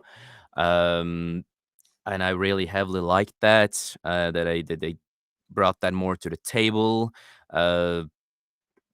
And I'm trying to remember the whole movie right now, so long since I've seen it. Are y'all sure the death scene of Magneto's daughter was in this movie and not? Yeah, it was, because that's what the reason, you know, he isn't it? He joins Apocalypse. Are y'all sure? Magneto loses his family in X-Men Apocalypse. Yes, because the thing is that, you know, he was in prison though. No, not in Apocalypse. In Days of Future Past, he was in prison. In Apocalypse, you're right. I'm getting my movies confused. Yeah. It's been a while since I've seen these movies. Yeah, because he's working in what's it called in English? You know, fabric, and you know all that. You know, to work, and then he uses his powers, and the other humans sees it, and then later on, you know, because they've seen it, you know, and he comes home, you know, the other people shows up. They find out he's a mutant. He's evil. Blah blah blah. He's evil Magneto, and then you know they shoot. And boom, shit happens, and then because the daughter uses her powers, and then you know she gets killed off, and the woman, his girlfriend, wifey, whatever, got also killed, and then he got mad, you know, then he killed all of them with the same coin that he killed. The same coin. He killed Kevin Bacon's character with. Yeah, he did, and that's a beautiful fucking scene. And you just see the anger in him. It's just the acting of Michael Fassbender, just like it's fucking amazing. He's acting in it. And also when it comes to Apocalypse, I never did mind that he was this version of it. He looked a lot better than the leaked pictures. I didn't mind it, and I really loved the inside fight of the mind. Like you could see Professor X and them fight inside of each other's head, and the way they executed it. I didn't mind it, and Isaac, who also plays Poe in Star Wars, I think he was well casted in that one. And he also plays Moon Knight. He also plays Moon Knight. I don't like Moon Knight the series, but I like him as an actor when he gets roles and stuff. It's like he's not a bad actor. And I also Storm, you know, I really, you know, like when they introduced Storm, I really like that they got back her accent. They went to one of the cool outfits from the comics when she had a mohawk. You know, it's not one of the outfits a bit bad girl, cool, you know, sexy. So I heavily enjoyed that. No, so there's a lot of aspects that I love in this movie. I like the relationships with Jean Grey, Cyclops, how they meet and all that. I Why? I heavily enjoyed. I would say for me personally, this is just my view. I would put it on a S tier, but I could put it on really good if we can meet in the middle somewhere because it's not a horrible movie in that kind of sense. It's really good. The ending of the movie, I know we have the Dark Phoenix movie. We'll get to that later, but it has been explained how he sees the Phoenix in a way, and that is like he kind of in a way sees the future. In a way, he sees the potential in her and what's gonna happen, and it's like a theory at the same time. It's in a way what the producer Bryan Singer they've talked about too. That was the plan, like that was the thing with it. Um, but yeah, I heavily I like it. I love the movie. It's one of my favorite movies of the new X-Men franchise. I liked it, but I did not like it as much as the Wolverine or Days of Futures Past or X2. And I know Jay, I know Kilt's gonna disagree with me, but I did like it more than First Class. Same here. I also did like it a lot more than First It Class. has its issues, but I really liked how they pulled a lot from the comics, and they pulled a lot from the old GameCube game X2 or it was like before Marvel Ultimate Alliance came out. They had these two X-Men games. They're basically Marvel Ultimate Alliance, but it's just X-Men, and they pulled a lot of that storyline. I loved. And remember, Wokies got mad at the movie. Wait, what? Because Oh. the first poster thing they did, you had Apocalypse choking Mystique, and it also happened in the movie, and they did not like that. So Was that Mystique? Yeah, that was Mystique. yeah, so they also had to pull down the poster because of that. Mhm. I liked that they brought a man choking a woman. It's like, bitch, she's a fucking mutant. The And four Cyclops- Knights of the Cyclops. Apocalypse. I really liked. Oh yeah, Archangel was perfectly cast. I love that actor. He also I played in the Queen biopic. Real fantastic actor. And Psylocke, I loved Psylocke a lot in that movie. Perfect casting. Too bad we would never see her again after that. But I thought she was fantastically casted. And of course, we have the best fucking Quicksilver on screen, Evan fucking Peters. That's I will only say that because we barely got to see what's his name as Quicksilver. He got a few scenes in Ultron, and that was it. But I really like that dude as an actor. Yeah, he had a lot more scenes in Apocalypse than Days of Future Past and Dark Phoenix, and just every time when he's on screen, you feel it. You just feel his presence. You feel the fun thing with Evan Peters too. He's a big fucking geek with comics. He loves the X-Men universe. So when he first got the fucking role as Quicksilver, he was he was basically jumping like a child. He talked about this in an interview. He was like, so fucking happy because it was one of his fucking favorite characters ever. So he was like, I'm casted. Shit, dude. Well, Kilted, what's your opinion on this movie? I'll go with pretty good. I'll be overruled. Can you imagine Olivia Munn as Psylocke with Deadpool? Not anymore. Fuck Deadpool 2. Fuck yeah, but that's not the case.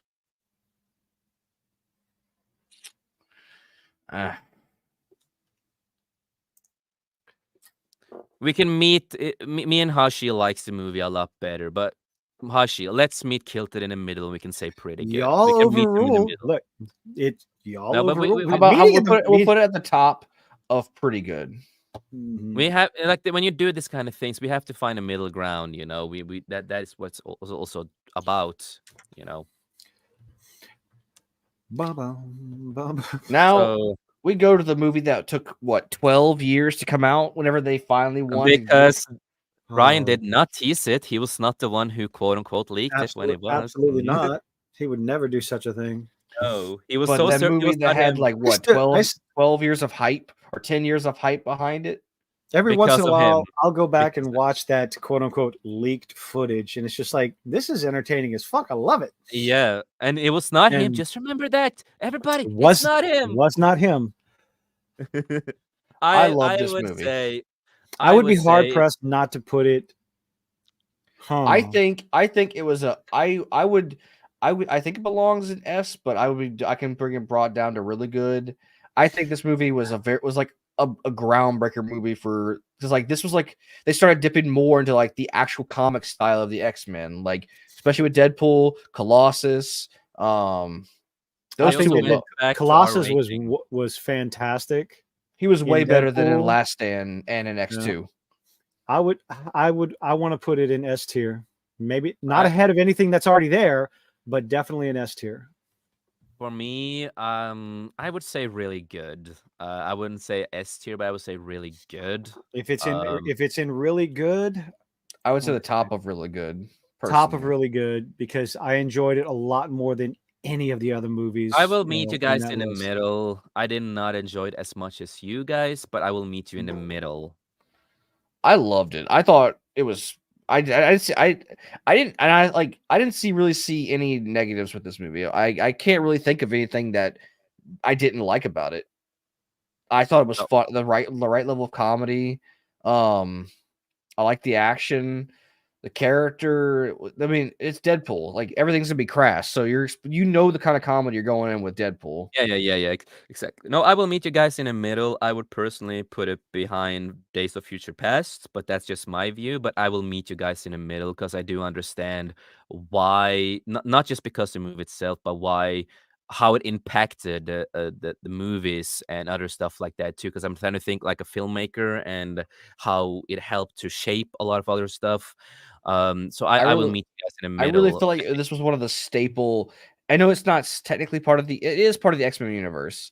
I feel like this was a staple in the in a way, in a staple in the X-Men universe, because like I feel like it set a bar for future It was supposed to. It did set a bar because they dropped it with, I feel like, with the next movie on the list. Yeah, we can take it before X2. I will meet you guys in the middle. Like I feel like Deadpool set a new standard of quality for the Fox. I will say it kind of went back to what Blade did back in the day. You know, going back to the R-rated, having more grown-up jokes, going back to more of the comedy and serious tone. When you think about that, they kind of went back to the old days with the first Blade movie in a way. You know what I mean? Yeah. This right here would be a dream come true. To have Ryan Reynolds and Ryan Reynolds Deadpool and Tom Holland's Spider-Man. I'm sure they will eventually. Together. Yeah, well, one's controlled by Disney, one is controlled by Sony. Okay. Okay. The thing with Tom Holland, there are no negotiations going on between Disney and Sony right now. No, so it's it depends on how they deal. If it ends? It depends on what. Because there's no deal right now. Yeah, and that also kind of means that is Sony's again, because when it comes to the movies too, it only had Disney in name, but it was still made by Sony, and it's still Sony's character in that kind of sense. Yep, Sony owns Spider-Man, Disney owns Deadpool. But if they find out, they would probably make a deal if that can happen. So we just have to see what's gonna happen. Tom Holland and Ryan Reynolds play it because they're already friends in real life. These two, but if Disney and Sony wants to print money, they would do it. Yeah, but other than that, we will see. Of course. But that's not what we're talking about. We're talking about this current list. As much as I would love to see it, it ain't gonna happen. But we're trying to talk about better ideas than the next movie you're talking about. The next, and then we of course yet another failed lackluster Dark Phoenix. I have a lot of opinions on that. I'm not gonna say it's S tier, really good or pretty good, and stuff like that. I would say the best I'll give it was okay. That is what I was gonna get to also. Sounds and good to me. Moving on. The reason also is I know the original plan that they had, and this happened between Disney and Fox's buyout and all that kind of stuff. Originally, Dark Phoenix was going to be a two-parter, and they had the Skrulls in them, and it was a really different story. What? Really? Yes. Disney must have put Disney was supposed to say, like, no, you can't have the scrolls. We Yeah, want the scrolls. because the thing is that when they also did a whole deal and bought it, is because they wanted the scrolls in their movies. So Dark Phoenix could not have the scrolls, even though that was supposed to be the The scrolls. scrolls should not be involved unless the Kree and Galactus is involved, in my personal opinion. Remember, it was going to be a two-parter story. It was going to be two-parter story, 2 movies with a lot more into it. I saw the behind the scenes. I saw the footage of it. I saw the drawings and all that kind of stuff. And also, I saw the original trailer for it that came out many years ago from a con. And that was the original trailer before the reshoots. It had a lot of different scenes in it. You even have a scene where Cyclops takes off his glass stuff, his so, and then Jean is doing something so he can actually see without killing anybody. And there was a lot more into it. I really heavily enjoyed the concepts of what I know about the movies, because I was really excited for the concept and what I knew about it before the movie got released. And then we had the whole deal with the buyout, and we heard about a reshoot and reshoots, and it changed everything. So the main characters, I will say this: the villains in Dark Phoenix is acting more like Skrulls than Skrulls itself. Oh yeah, no, and that's because they were supposed to be Skrulls, but they had to use another name from some other aliens in the comics. So are we gonna put it at the top or the bottom of was okay? Because I will concede I did kind of like this movie more than the 2 Spider-Man movies. I did too. Like it a lot more than 2 Spider-Man movies there. It's like I said, it was a lot of stuff in it that I liked. I liked a lot of the acting and the plot lines that they were going for. But unfortunately, it became what it became. We have someone called X-women because women are saving the men all the time. Yeah, that line with Mystique pissed me off. Yeah, and also they mistreated Quicksilver. Unfortunately, he was supposed to be a lot more in the movie in the concept, and I know I'm not rating that from the concept. I never do. I never do. When I talk about stuff, I talk about context to everything. That's who I am. I work with fucking movies. This is how I work. Sorry. But context for me is everything is important. But I will say it was okay. I agree with that one because it was okay. Good concept. It had a lot of great stuff that could have been better. But unfortunately, it became what it became. And that's what it is.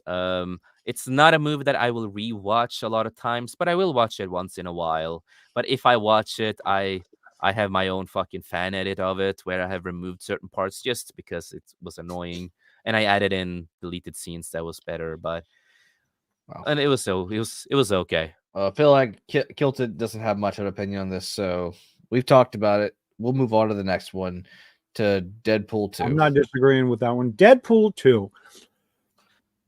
For me, it's going to go below Deadpool 1. I do agree. The back end of pretty good. It wasn't bad. Okay? It was meh. I enjoyed it. I think it was more than meh. That's understandable, but for me, it was meh. So they did a much better job with Juggernaut. I think Juggernaut was great. Okay. I like the fact that it was it was Ryan Reynolds playing both the Juggernaut and Deadpool. Yeah.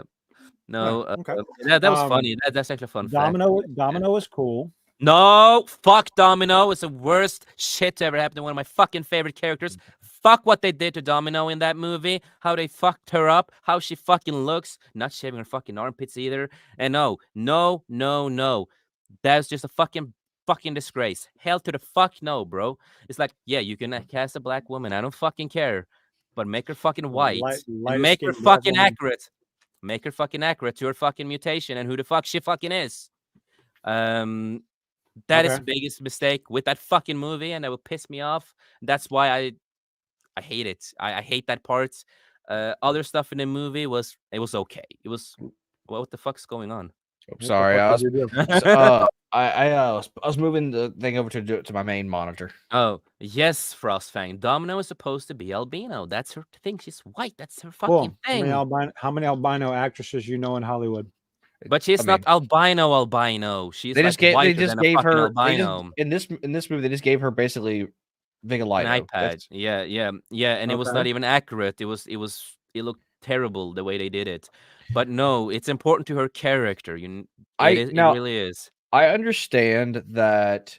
Shit.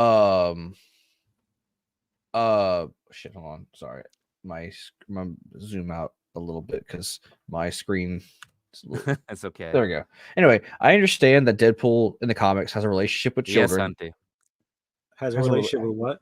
With children, like he likes kids. But God, I hated the fucking main kid. Not like Disney likes kids, but No, like he protects like. Oh, that fucking fire dude. Oh, he was. Yes, that kid. He annoyed the fuck out of me. He annoyed the fuck out of but me. Like too. because but I mean I will say that that's what I like about like Ryan is a fan of Deadpool. Like he knows Deadpool. Like the Deadpool hated this kid, but because he's a kid, Deadpool did whatever he could to help the kid become better. So, but that is the that is a Deadpool character. Even if Deadpool does not like kids, he believes kids are innocent and should try and help them, no matter if they're pieces of shit or not. Because he likes kids and he protects kids. Like he believes that they need to, be protected and not like just treated as adults because they're not adults. That's what I liked about this movie. So I guess you two will put it on pretty good. That's where you want to put it. I'm going with was okay. Okay. Yeah, I can put it. It's like the more we talk, the more discussion that happens about the movie. It's like, think about this part, that part. It wasn't meh. Top end of was okay. I enjoyed the bait and switch of the extra characters that came in that just died immediately. I thought that was funny. I did. I thought that was funny. They destroyed one of my favorite characters there to Shatterstar. I love Shatterstar. Also, he's also an LGBTQ character. You talk about having LGBTQ. Why the fuck kill off him? Have him for fuck's sake. And you lied to us. You fucking lied to us. Because the trailer, you promised we're gonna get more scenes with them. You lied to us. I will not appreciate that with trailers. I do not. You're taking a Deadpool. You're going that far with a Deadpool movie. But I don't like lying like that. I wouldn't consider that a serious affront to anything. Now, because honestly, I will meet you guys in the middle and say it was okay. It had okay parts. I will meet you in the middle with okay. I liked him better as Thanos, but I really liked him as Josh Brolin as Cable. Oh, I liked him as a lot better as Cabal, how you pronounce it again. But yeah, Sorry, I liked him a lot better. My bad, it was Cable. I know it's pronounced Cable. Yeah. No, I liked him a lot better in that. But again, role. Josh Brolin is just a great fucking actor. So he is a great actor. So, and being that at that age and those muscles, he trained out, man. He worked out a lot. If we have to settle on was okay, I would put it in the top end of was okay. I did like it a lot more than Dark Phoenix. Yes. So I will meet you guys in the middle. I feel like it didn't hit the same chords as Deadpool 1 did. It didn't do bad, but it didn't hit those same chords. Now it didn't. Now for all the X-Men movie, now for the Wolverine stuff, this is my favorite. Well, S tier.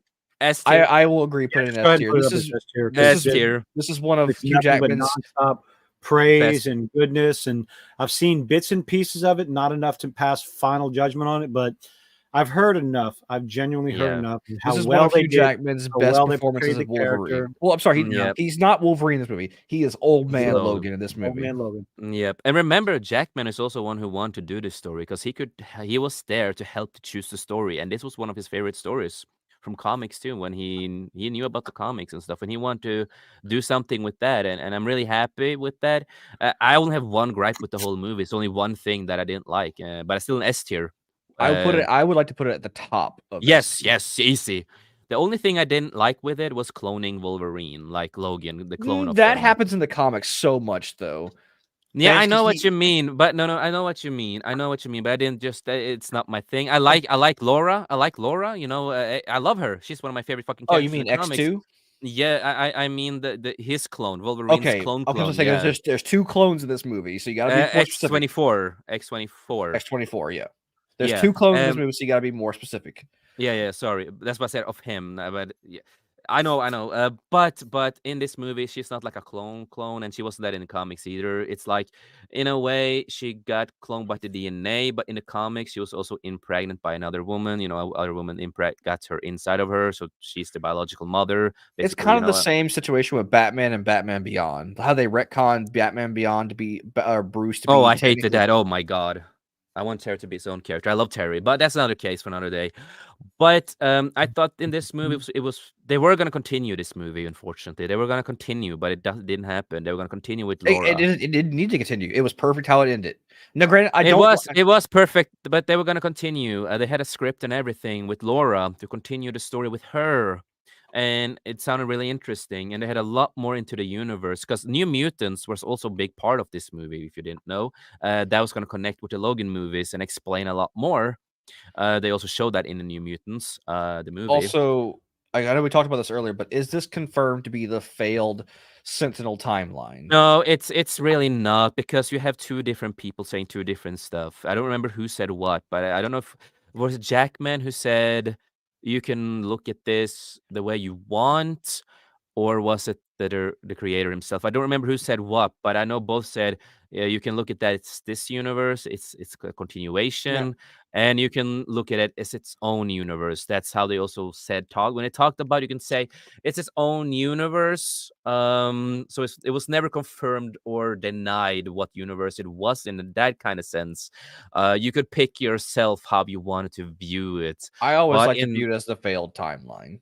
That's how I viewed it too. I also viewed it as it's like it's not many years after Days of Future Past in the future. It's not not and long after. Everyone's dead at this point. Not everyone. There are they confirmed the move. There are other people mutants who also live there. They were gonna continue with that.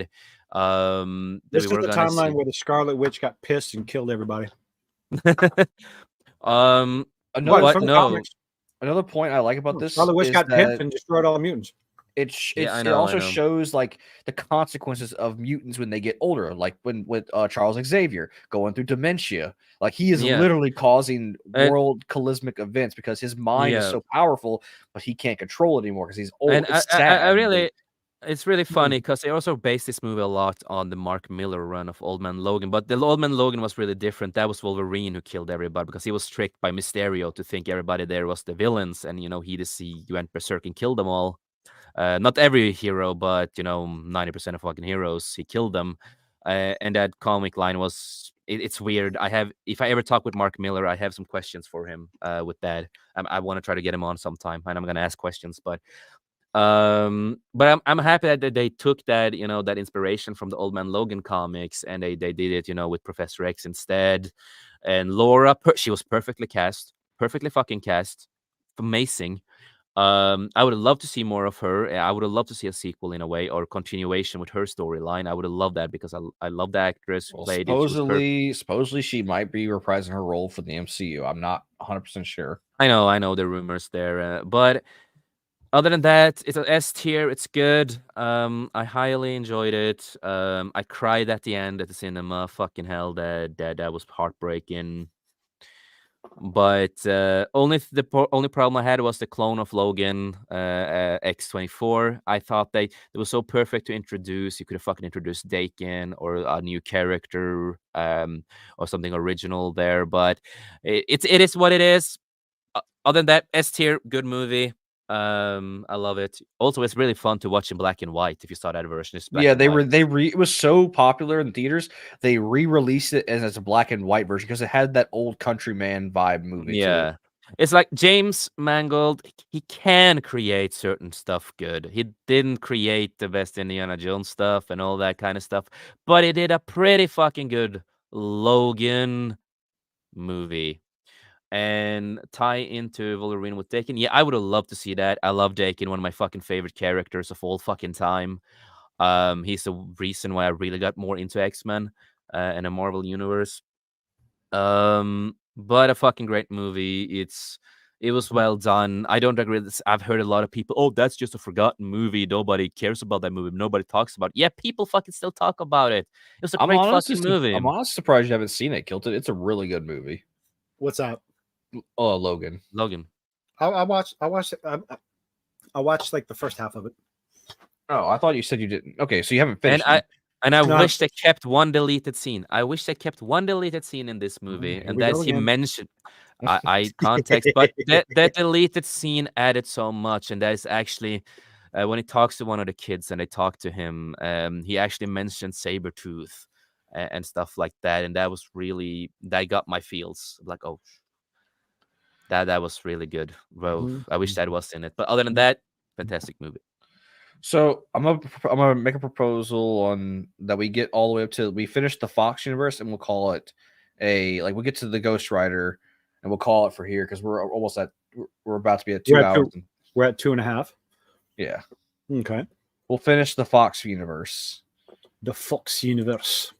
Which Yeah. I think I can speed this one up, and I think Kilto agrees with me already. In order Blade S, 1 is A, S tier. B. Blade 1, S tier. S tier, that was the big Blade jump 2. start. Blade 2. I was put it fucking in- S tier. That was so I was good. gonna put it. I would say put it in really good, basically A tier, Mm, and then Blade no, I Blade disagree with that. Blade 3. It's not was the either- worst movie ever. It's not the worst, but it's not pretty good. Either bottom end of pretty good or top end of was okay for Blade 3. I would say really good at the bottom because it still had a lot of good stuff. Blade in it. 1. Now, where do we Okay. put Blade 1 where do we put Blade 1 in I would say either before or after Spider-Man 2. Before Spider-Man, this was the before Spider-Man beginning. 2? This was the beginning of basically everything. If it wasn't for Blade, Now I'm saying these two movies right here. I'm not moving it here. Just saying these two revitalize the superhero genre.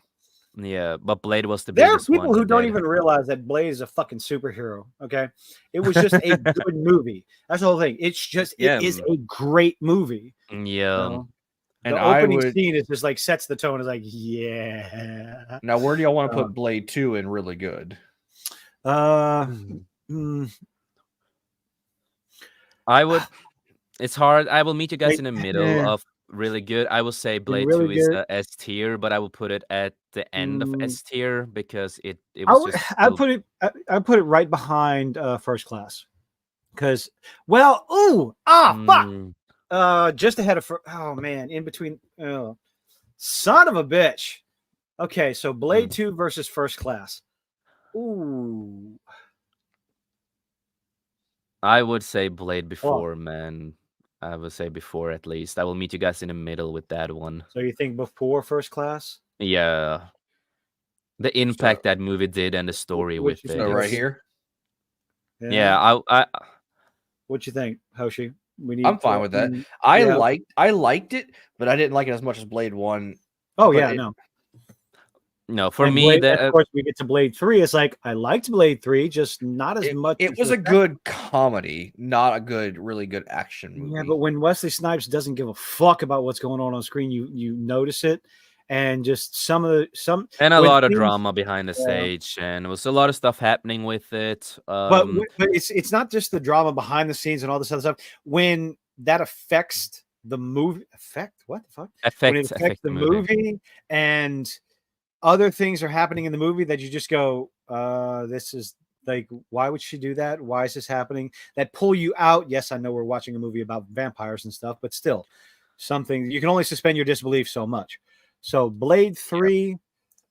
Oh shit. Oh, cancel. What the fuck did I do?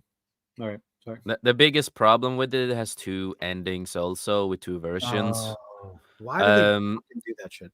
The version that is more continuity is that it's Blade waking up on the table and not Dracula himself. But it is Blade who wakes up. But the problem with that scene, it was not Wesley Snipes, it was CGI'd his face on. And then he fights, to get out, not kill them or anything. He just beats them a little, just to throw them away from him, and then he walks out and he drives away with his bike. I for me, I personally really fucking not love, but I really heavily enjoyed the movie for what it was. But I would put it behind all the other movies on really good. At least I will meet you guys in the middle. I know this is I don't know how I feel like Ryan Reynolds in this movie got to play more Deadpool than he did in X-Men Origins. Oh, he did, and they were Yeah. actually gonna have another movie with them. They planned out a movie with his character and the other woman. They planned out a movie. They had a teaser for it, and also, but never happened, unfortunately. But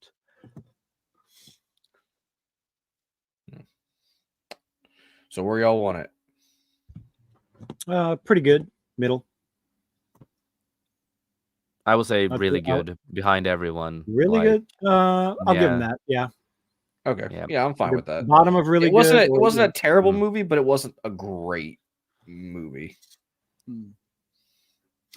Anyway, Oh. Fantastic Four. I fucking love. I can't deny. I fucking love that movie when I was younger. Oh yeah, my- no. As a kid, I loved it, but like as I grew up and watched, I was like, it wasn't bad, but it wasn't like Man. it's corny as hell. It's corny, but it felt like a comic book. It's just Oh, like yeah. fun. I swear I to would. God, if you talk about if you talk about the movie with the Silver Surfer, anything better than meh, if not trash, I'm fucking out. God, that was garbage. But I with the would. Fantastic Four, this first one, the whole origin thing, I was like, okay, I might concede a few places here. No, but yeah, where are we putting this first one? I say it was I- okay. Was okay. At the I'm best. not gonna deny. I would say it was. It was pretty good because nostalgia for me. That's. I'm gonna say I thought it was really enjoyable. Be nice and but put it. I'm not putting it above Deadpool 2. Sorry.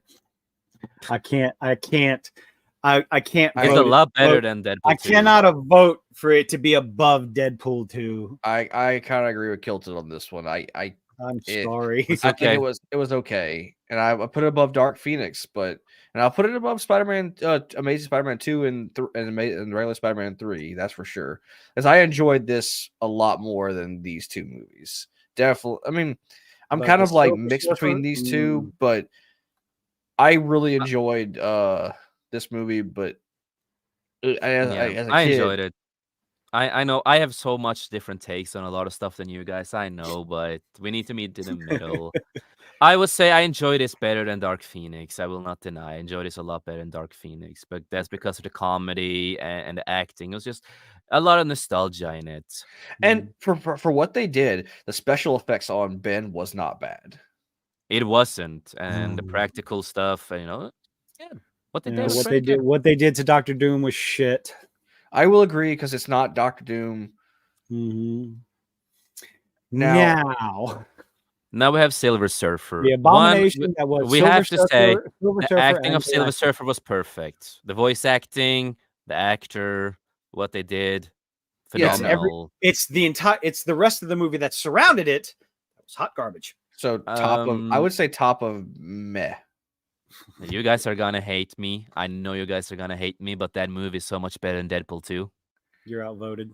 Yeah, I'm gonna have to say top of. I'll put it at top of meh. That's the best I'm gonna give it. No. The sheer what they did to Galactus that drops Galactus, so low for me. I will say, when I was young, I didn't know much about Galactus when I first saw it. It was later on in life I started to learn more about And Galactus later on in and life, why when you're just a little bit smarter, and realize like, oh, Galactus was but- absolute shit. No better than the fart cloud at the end of the Loki. Yeah, no, I did not enjoy when I got to learn about Galactus, but I like a lot of the other stuff, with the actors and stuff And like I know that. it pains me, but because I'm friends with the actor who played the body of Silver Surfer, but like I can't put it no higher than meh. Liking the actor and their performance is fine, It is. but it I doesn't think- save a movie. But no, I Like, will. I will meet you guys. Ray Stevenson did not save Ahsoka. He No, was but fantastic in it. But go ahead. yeah, no, I will meet you guys in the middle. Even though I think it's better than Deadpool 2, but I will meet you guys in the middle. I'll put it at the top of meh because I liked it so much more than X-Men 3, so much more. It's just I will the meet you in the shit with middle. Galactus that pissed me off. Yeah, Oh. that is the most thing that pissed me off was that I liked everything else in the movie. Did not hate it. Was just Galactus that I hated. So Ghost Rider. Rider. Didn't Ghost see Rider any- 1, S tier. S tier. Come on, Nicolas Cage. It's Ghost Rider. Come on, was- bro. I It's one of the fucking enjoyed it. best movies ever. It's one of the I'll fucking best put- I- movies ever he done. Like, I love it, dude. I'll put it at the bottom of S tier. That I can agree with. I can't put it I can higher than stand, yeah. Spider-Man. It was a great movie. It was. I will say I love that movie so much. I do. I have such good movie. Like it just felt like a superhero movie, but also I like the darkness of it. I like the cast. Even though he didn't get much time, the guy who played Mephisto was kind of cool. Like he played a good devil character. Yeah. And then Nicolas Cage, he was okay, but I mean he was like the CGI for Ghost Rider was just great for the time that came out. It was fantastic. And I just say, for Nicolas Cage, he can act when he really wants to act. He's maybe not be the best actor in the world, but he can act pretty decent when he wants to. Nicolas Cage is a scene-chewing motherfucker, and it's fantastic to watch. And we always have to praise him because he always cares about everything that he does. Every time. Well, except for Ghost Rider 2. That was it's not the worst movie I have seen, but I had problems. Man, I would put that movie in trash. That was I would not. It was hot garbage for me compared to Ghost Rider 1. Yeah, like, and the other big problem too is that they were gonna continue the first movie, but at the same time they kind of rebooted it. It was like a recall. It's not a sequel; it's a recall, like Evil Dead. There was some problems with that, so they had to do a recall. It was nowhere near the quality of the first one. But the darkness, the CGI was still not bad. It was still pretty good at that. It was darker. It was a little different. The comedy was a little different. I wish it connected more with the first one. I know we're gonna fucking disagree on this. I still think that movie is a million times better than Deadpool 2. I can no. Real quick, yes, I Mark. can't. I can't put it above Deadpool 2. That movie disappointed me so much. I had such high hopes for Ghost Rider 2. Well, Ghost Rider Spirit of Vengeance. It was because we're not calling it 2 because it was not a sequel. It's a recall. A recall means that it's a retelling sequel. It's like what Evil Dead did with all their movies and TV show. They didn't do sequels. But they did it better. Recall. Yeah, and the reason Evil Dead had to do it is because they lost the fucking right to the first movie, and they had to like redo it, like retell it. It disappointed me so much. Oh god, it's like the polar opposite. I love Ghost Rider 1, but I hated Ghost Rider Spirit of Vengeance. Yeah, no, I will say I'm just gonna stay on it, no matter how much we disagree. I think it's better than Deadpool 2. I will not say it's meh. I'll tie it. I'll put it at the bottom of was okay. I'll give it that. I can. Or I'll put it. Actually, you know what? I will say I'll put it between the two Spider-Man movies. Okay, no, I can deal with that. I can meet you in the middle. I liked it more than Spider-Man 3. Oh hell yeah! I don't think he's seen either of these two movies. Have you killed it? What's that? Either Ghost Rider movies. Ghost Rider? No, I haven't seen. Rider. I didn't see him. Well, then, yeah. Move on to Venom. I love Venom 1. Venom 1, I will say is I won't say it's not an S tier. It will never be. No, it's not S tier. I think it belongs in pretty good, personally. I will say pretty good myself. I think it's pretty good. I think the movie could have been better if they actually did the R rating and added back the 40 minutes of R-rated scenes that Tom Hardy wanted. I love Tom Hardy as Venom or as Eddie Brock. He is perfect as Venom too because he does the voice for Venom. I would say pretty good. I put it at the top of pretty good. I really like it. Yeah, I agree with that. And it was such a turnaround and a redemption for Venom for what Spider-Man 3 gave us. Yeah, and also he looks like Venom. Yes, it's sad we don't have Spider-Man, but that was because of the fucking deal and what's going on. But it was really solid. I heavily enjoyed Tom Hardy and what was going in the movie. No, I agree with that. Pretty good. I went to the cinema to watch it, and I did not go out disappointed. It was short. That's the most thing I have to Oh say. yeah, no, It's yeah, way it too was true. short because they removed 40 minutes of the movie. Now the next movie might be controversial take. I loved it more than Venom 1. I- For me, I think they fucked up Carnage and Claytis. I know, but I felt it was. I Mm. had fun watching this movie. And the coming out scene and the coming out scene. Which scene was that again? The gay bar scene. yeah, I'm out of the Eddie closet. Oh, And it's yeah, it's whatever. It was just Venom being Venom, or not. It Um, wasn't.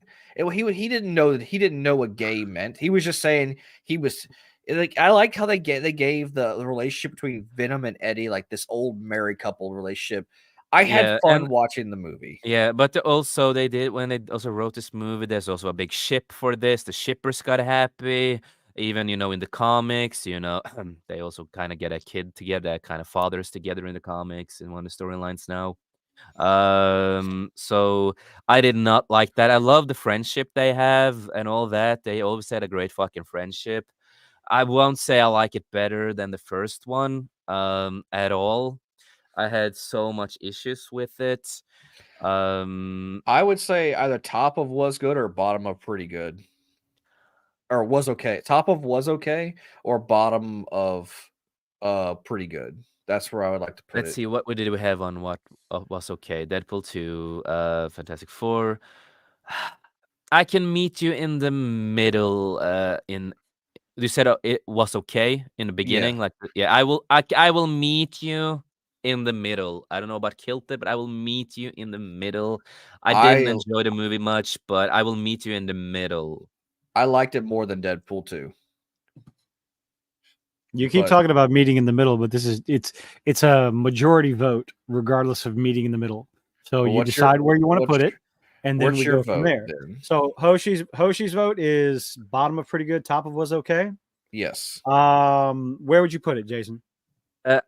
For me personally, I would say meh, but since I want to also meet in the middle, and okay, well that's okay. Let's see. But let me just finish. It's like, so the things that I've heard, the handling of Carnage was piss poor. So I wouldn't want to put it at the top of was okay. I can concede, and we can put it in meh. If maybe not meh, but you're looking at meh or the bottom of was okay. So just I can concede to that. That's fine with things me. I've heard, they had an opportunity to take a fantastic, gruesome character in Carnage and shit all over it. No, I get they that. did.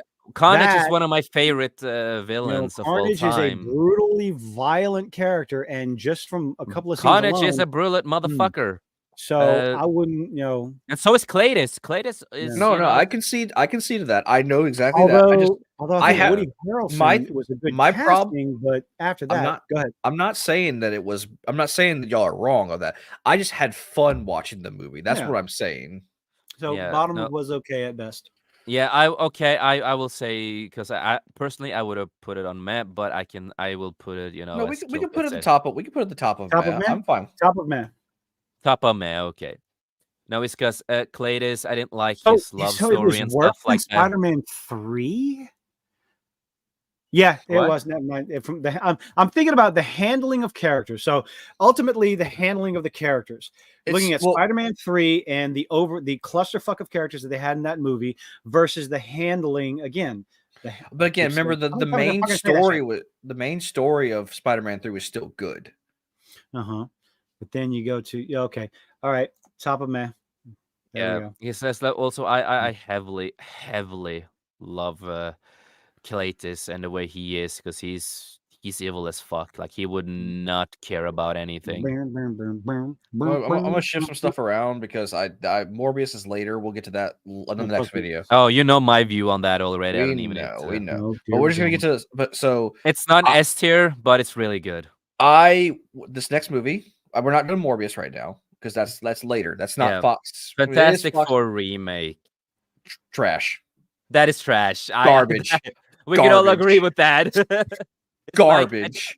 I don't is- mind the guy who plays the Thing. I don't mind him. I don't mind the guy who plays Mr. Fantastic. Somehow the CG thing looks worse than the practical thing. Like, the It practical- does. It's like they had such a the problem. Too many writers doing too much, and it was just trash. It's like I don't mind two of the actors. You know, I think they're decent actors, but it doesn't save the movie. That is one we all can agree, and that is trash. Trash, pure garbage. I hated every moment watching this movie.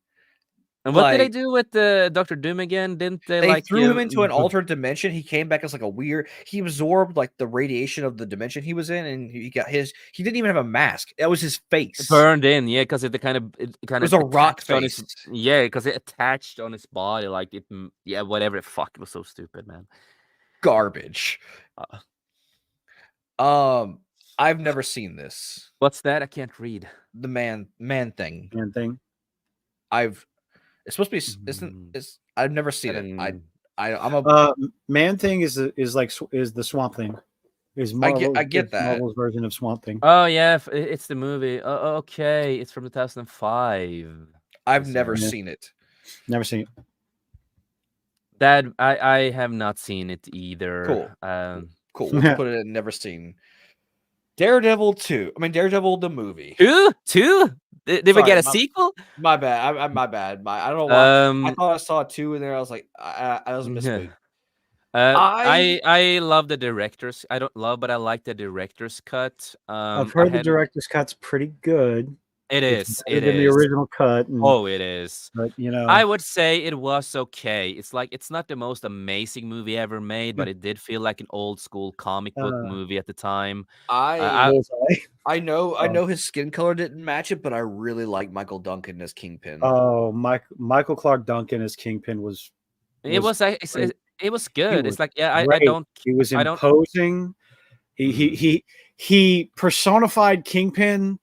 I think he did a good job just playing Kingpin on the screen. An imposing figure, intimidating all around. He got that right. Skin color was wrong. Nobody gave a fuck at the time. Not at that time. It's like, I was never a big fan of it, but the acting, the way he does it is fucking amazing. And we had a pretty decent good Bullseye compared to what we're getting now because he's coming back and the suit is fucking retarded. I would say top of was okay or bottom of pretty good. Let's see here. I can't put it above X-Men. I can't do the first X-Men. I can't do that.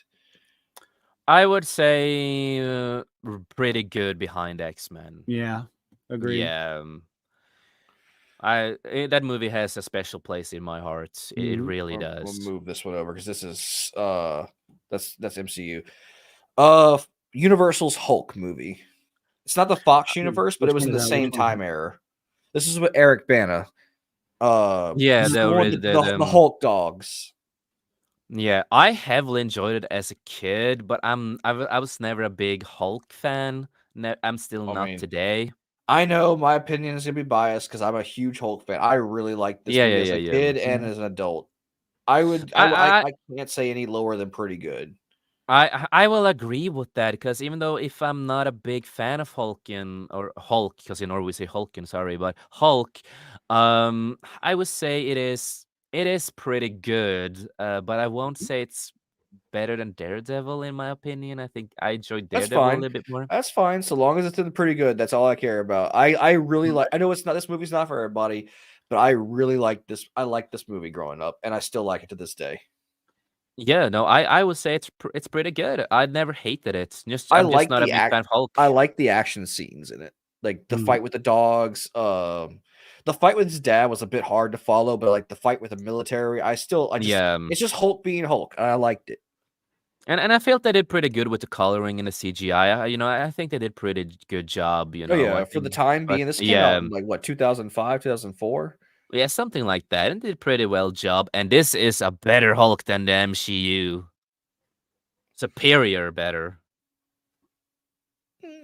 I do. I say I like the. I don't know. I really like Mark Ruffalo's Hulk. Oh fuck, Mark Ruffalo, bad fucking Hulk. I like the CGI on the Hulk better in MCU. Fuck no, he looks at least, fucking retarded. Fuck no. But so bottom of Okay, so Mark Ruffalo's Hulk in the Avengers movie. Yes, the Avengers movie. Before, yes, those were good. What he becomes in Endgame and all that shit, no, fuck that shit. And also remember, Mark Ruffalo's character is also a continuation of the Incredible Hulk. Mhm. The Incredible Hulk is an MCU movie. Yeah, I know. I'm trying to see if there's anything else down here that's Fox. We can like get that error out of the way. This is all looks like MCU stuff. Everything with Agents of Oh, Shield. here we go. Here's a non-MCU movie that's I have never seen it, so I can't read. Howard the Duck. That was something. my That's something. It's like it's hard. I don't know. I will not call it trash. It's something, but Okay, it's not so trash. In this but- movie, you have duck titties and a scene where Howard's about to have sex. You know they get it on at some point, but Yep. the relationship between Howard and the human chick that I can't remember her name is I don't remember her name happens in the comic book. I have the black and white. I have one of the first black and whites. Yeah, there's. I also see Electra. Her titties are out, and they're not duck titties; they're human titties. I have a copy of it. Howard the Duck. Where the fuck do you put this movie? This, something that George Lucas does not like to talk about. Apparently, I enjoyed the hell out of it. Is that Last Stand again? Yeah, for some reason I don't know. Yeah, I'm just, just gonna but yeah, I enjoyed it.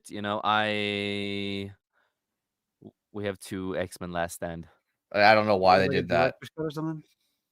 But yeah, Howard the Duck's like it's where the hard fuck to is- say what it was, but I laughed hard. I would say it's pretty good just because it was funny. It's something. I have no thought- opinion on this. I haven't seen the movie, so Okay, Kilted, what do you think? Pretty good at the bottom? I'm going with good, pretty good. I enjoyed it. I watched it as a Yeah. kid. Even though it's not released on DVD, I have a copy of it. I have a bootleg of it on disc, and I gotta put it at pretty good. Just because, like, even if it was so fucking cheesy, Yeah, but it was and like, but you can turn your mind off and just laugh, yeah.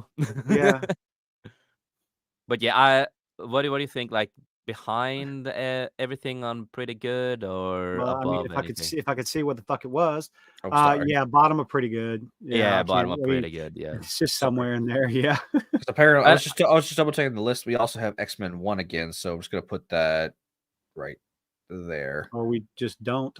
Yeah, we don't need to just let them. Yes, be. George Lucas does not acknowledge Howard the Duck movie. He doesn't. Yeah. Like, he's not proud of it. Yeah. Same apparently. with the special, Star Wars special, so Yeah. holiday special. That's Never movie, existed.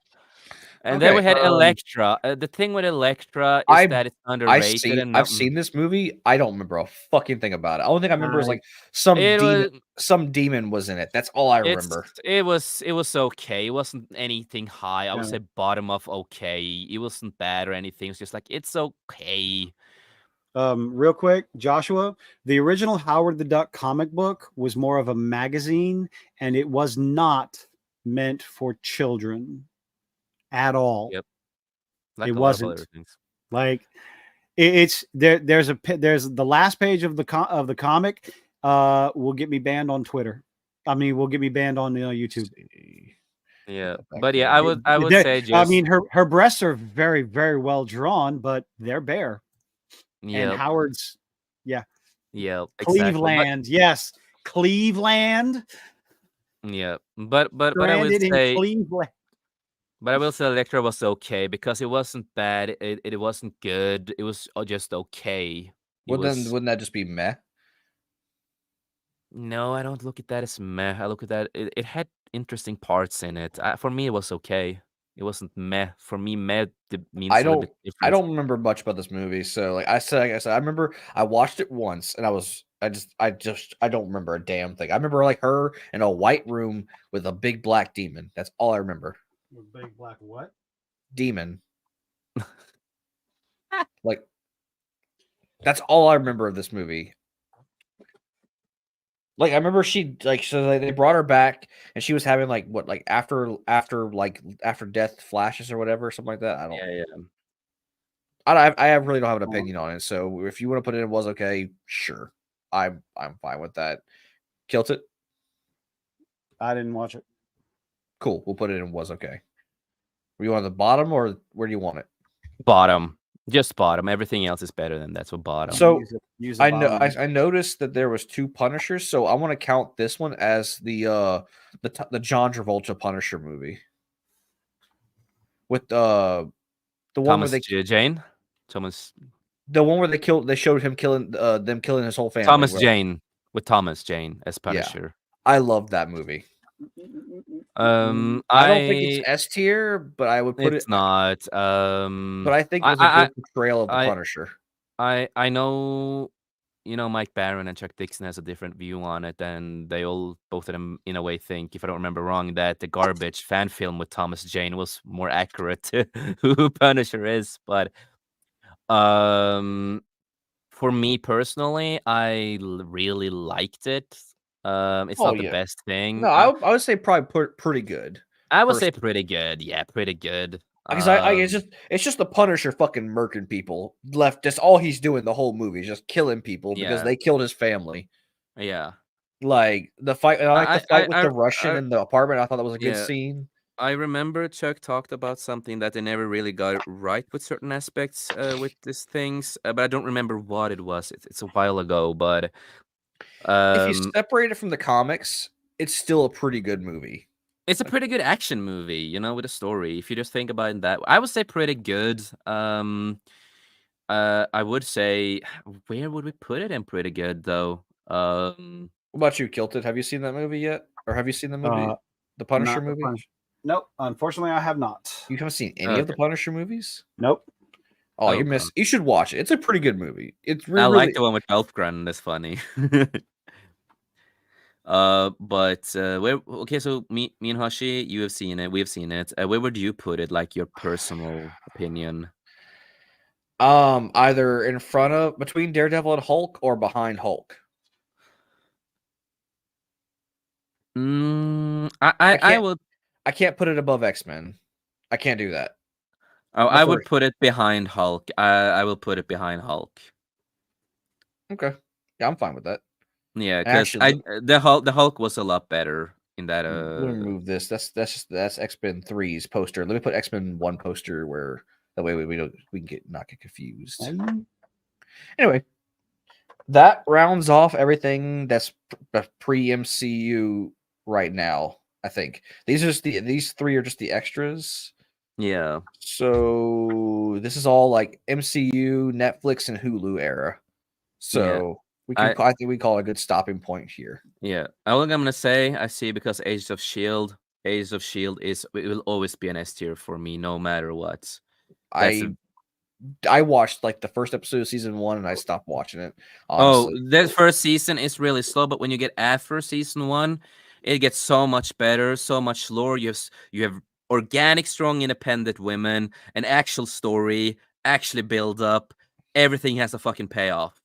That's one of the greatest MCU shows that was ever created. After that, things went to shit. Agent Carter, same thing. Really good storytelling. It's just a problem is now, but with Agents of Shield, Agent Carter, that was when they were at their prime of MCU, because it connected well with the others. Yada yada. It's a long thing, but that's all I'm gonna say before we get to. I'm just moving these because I don't think any of us really watched. I know you probably watched them. I have seen a couple of them on YouTube and stuff like that. This is just like the one shots. Yeah, the All Hail the King. You actually have to watch that before you watch Shang-Chi, because that explains how he's out of prison. You don't get to really see that in the Shang-Chi movie. You have to see that first. Then you will understand. Yeah. I saw a little bit of it, and I thought I thought it was fun. They pulled a little they pulled Justin Hammer's character back from Iron Man 2 for like one scene. But anyway, so there, like, what everybody doesn't understand, a lot of these movies came out during a time where I was playing a lot of World of Warcraft. Nothing else existed in my life when I was playing World of Warcraft. Logan came out during MCU. And so did the Wolverine. I'm talking about like the Punisher stuff and everything. Oh yeah. No, the Punisher came out. That was the 1900s when that movie came out, I think, or was it the early 2000s? Oh, fuck off! The 1900. Oh, The God. 90s. My bad. The Yeah, 90s. the Because we have the 1900s, this we of motherfucker right course here. we have the funny Oh, we have the one God. with Dolph Lundgren that I remember, and then of course Thomas Jane, and then of course Ray Stevens, Punisher Warzone. Mm, mm, mm, mm. I really enjoy the Oh, yeah, Warzone. boy. Also. See, yep. I get the cone of shame and dishonor on me, dishonor on no. yeah, I accept it. The movie that we were talking about, Thomas Jane came out in 2004. Yeah, that sounds about right. And after that, we had the Warzone with the Ray Stevens, and I never saw the Warzone one. I really have enjoyed it, and everybody normally agrees with it. And the thing that made the movie was Ray himself. It was him who was the best part of the whole movie. That is why people want to watch it, was because of him, because his portrayal was pretty good. Not the movie itself wasn't the best one, but it was still a pretty good action movie with him. And we're going to continue this conversation next week because it is 11 o'clock. It's 11 o'clock. Yeah, it is. We'll give you all that. We'll continue more of that. Give you more of that sweet content. Yeah, my phone is dead, so I need to charge my phone. Same. My phone is at 10%. Mine is dead. It's almost the food store's opening time. No. So, who's got what going on? Well, for those who came in late, and also I know Jason, you also came in late, so we didn't retouch on it. Yeah, she said yes. Sorry, she did. Look, motherfucker, interrupted you before you even finish. Oh my God, she said yes. You hear that, people? She said yes. Skull, brother. I don't have alcohol now. I don't have a beer or something, but I have a Coke. So, Skull. Yep. Skull, my friend. I'm fucking happy for you. Thank you. I'm gonna take a sip for you, brother. Skull. Fucking happy, man. All right. So, other than that, Hoshi, what you got coming up? I'm editing. I was supposed to edit a video, but we were doing the tier list, and I was controlling that. So I'll edit a video tomorrow, and I have 3 videos that I recently edited that have popped on the YouTube channel. So if you want to go check those out, I'm trying to finish my stream of Baldur's Gate so I can start streaming Grand Blue before Final Fantasy comes out. So trying to rush these games as fast as I can while still trying to be entertaining. So you can go watch my Baldur's Gate streams if you want. I'd appreciate it. Or you can just skim through it, put it in the background, and let it play. But yeah, so 3 videos recently released on my YouTube channel. 1 more coming soon, so you can look forward to that. Yep. Amazing, man. And is it my turn or what? I don't know. I got a bunch of shit coming up. Everybody's been absolutely This has been a fantastic week. Well, I can't say it's been a great week for me. It's like, no, I got hit with the plague and have not wanted to do a goddamn thing barely all week. I sound so much better than I did just yesterday, which is like, what the fuck? So everyone I'm tired. Thank you everyone for hanging out. Thank you for everyone who's been subscribing. Anyone who sees this after the fact, listen to this after the fact. Can't thank everybody. Can't thank y'all enough. Just that's it. Yeah. And for me, I did a stream today. That's why I was a little late. We had the amazing Anna on. We talked about a lot of maybe one week. And we had some trolls in the chat on the stream today. Really? Yeah. It was really mean to Anna, called her cunt, and your channel is gonna whatever, it's fucked up.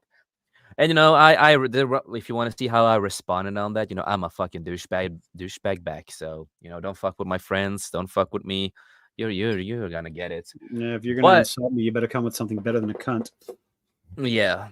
But other than that, tomorrow, the Beyond, we're gonna talk about Gina and other stuff.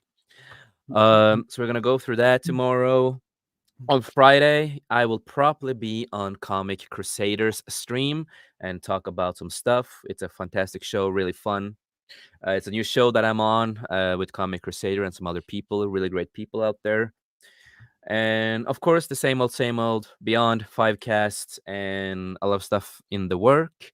But other than that, as I always say, life's too short to make the most of it. And we on this panel, we love you, we appreciate you, and we would not been here today if it wasn't for all of you guys out there.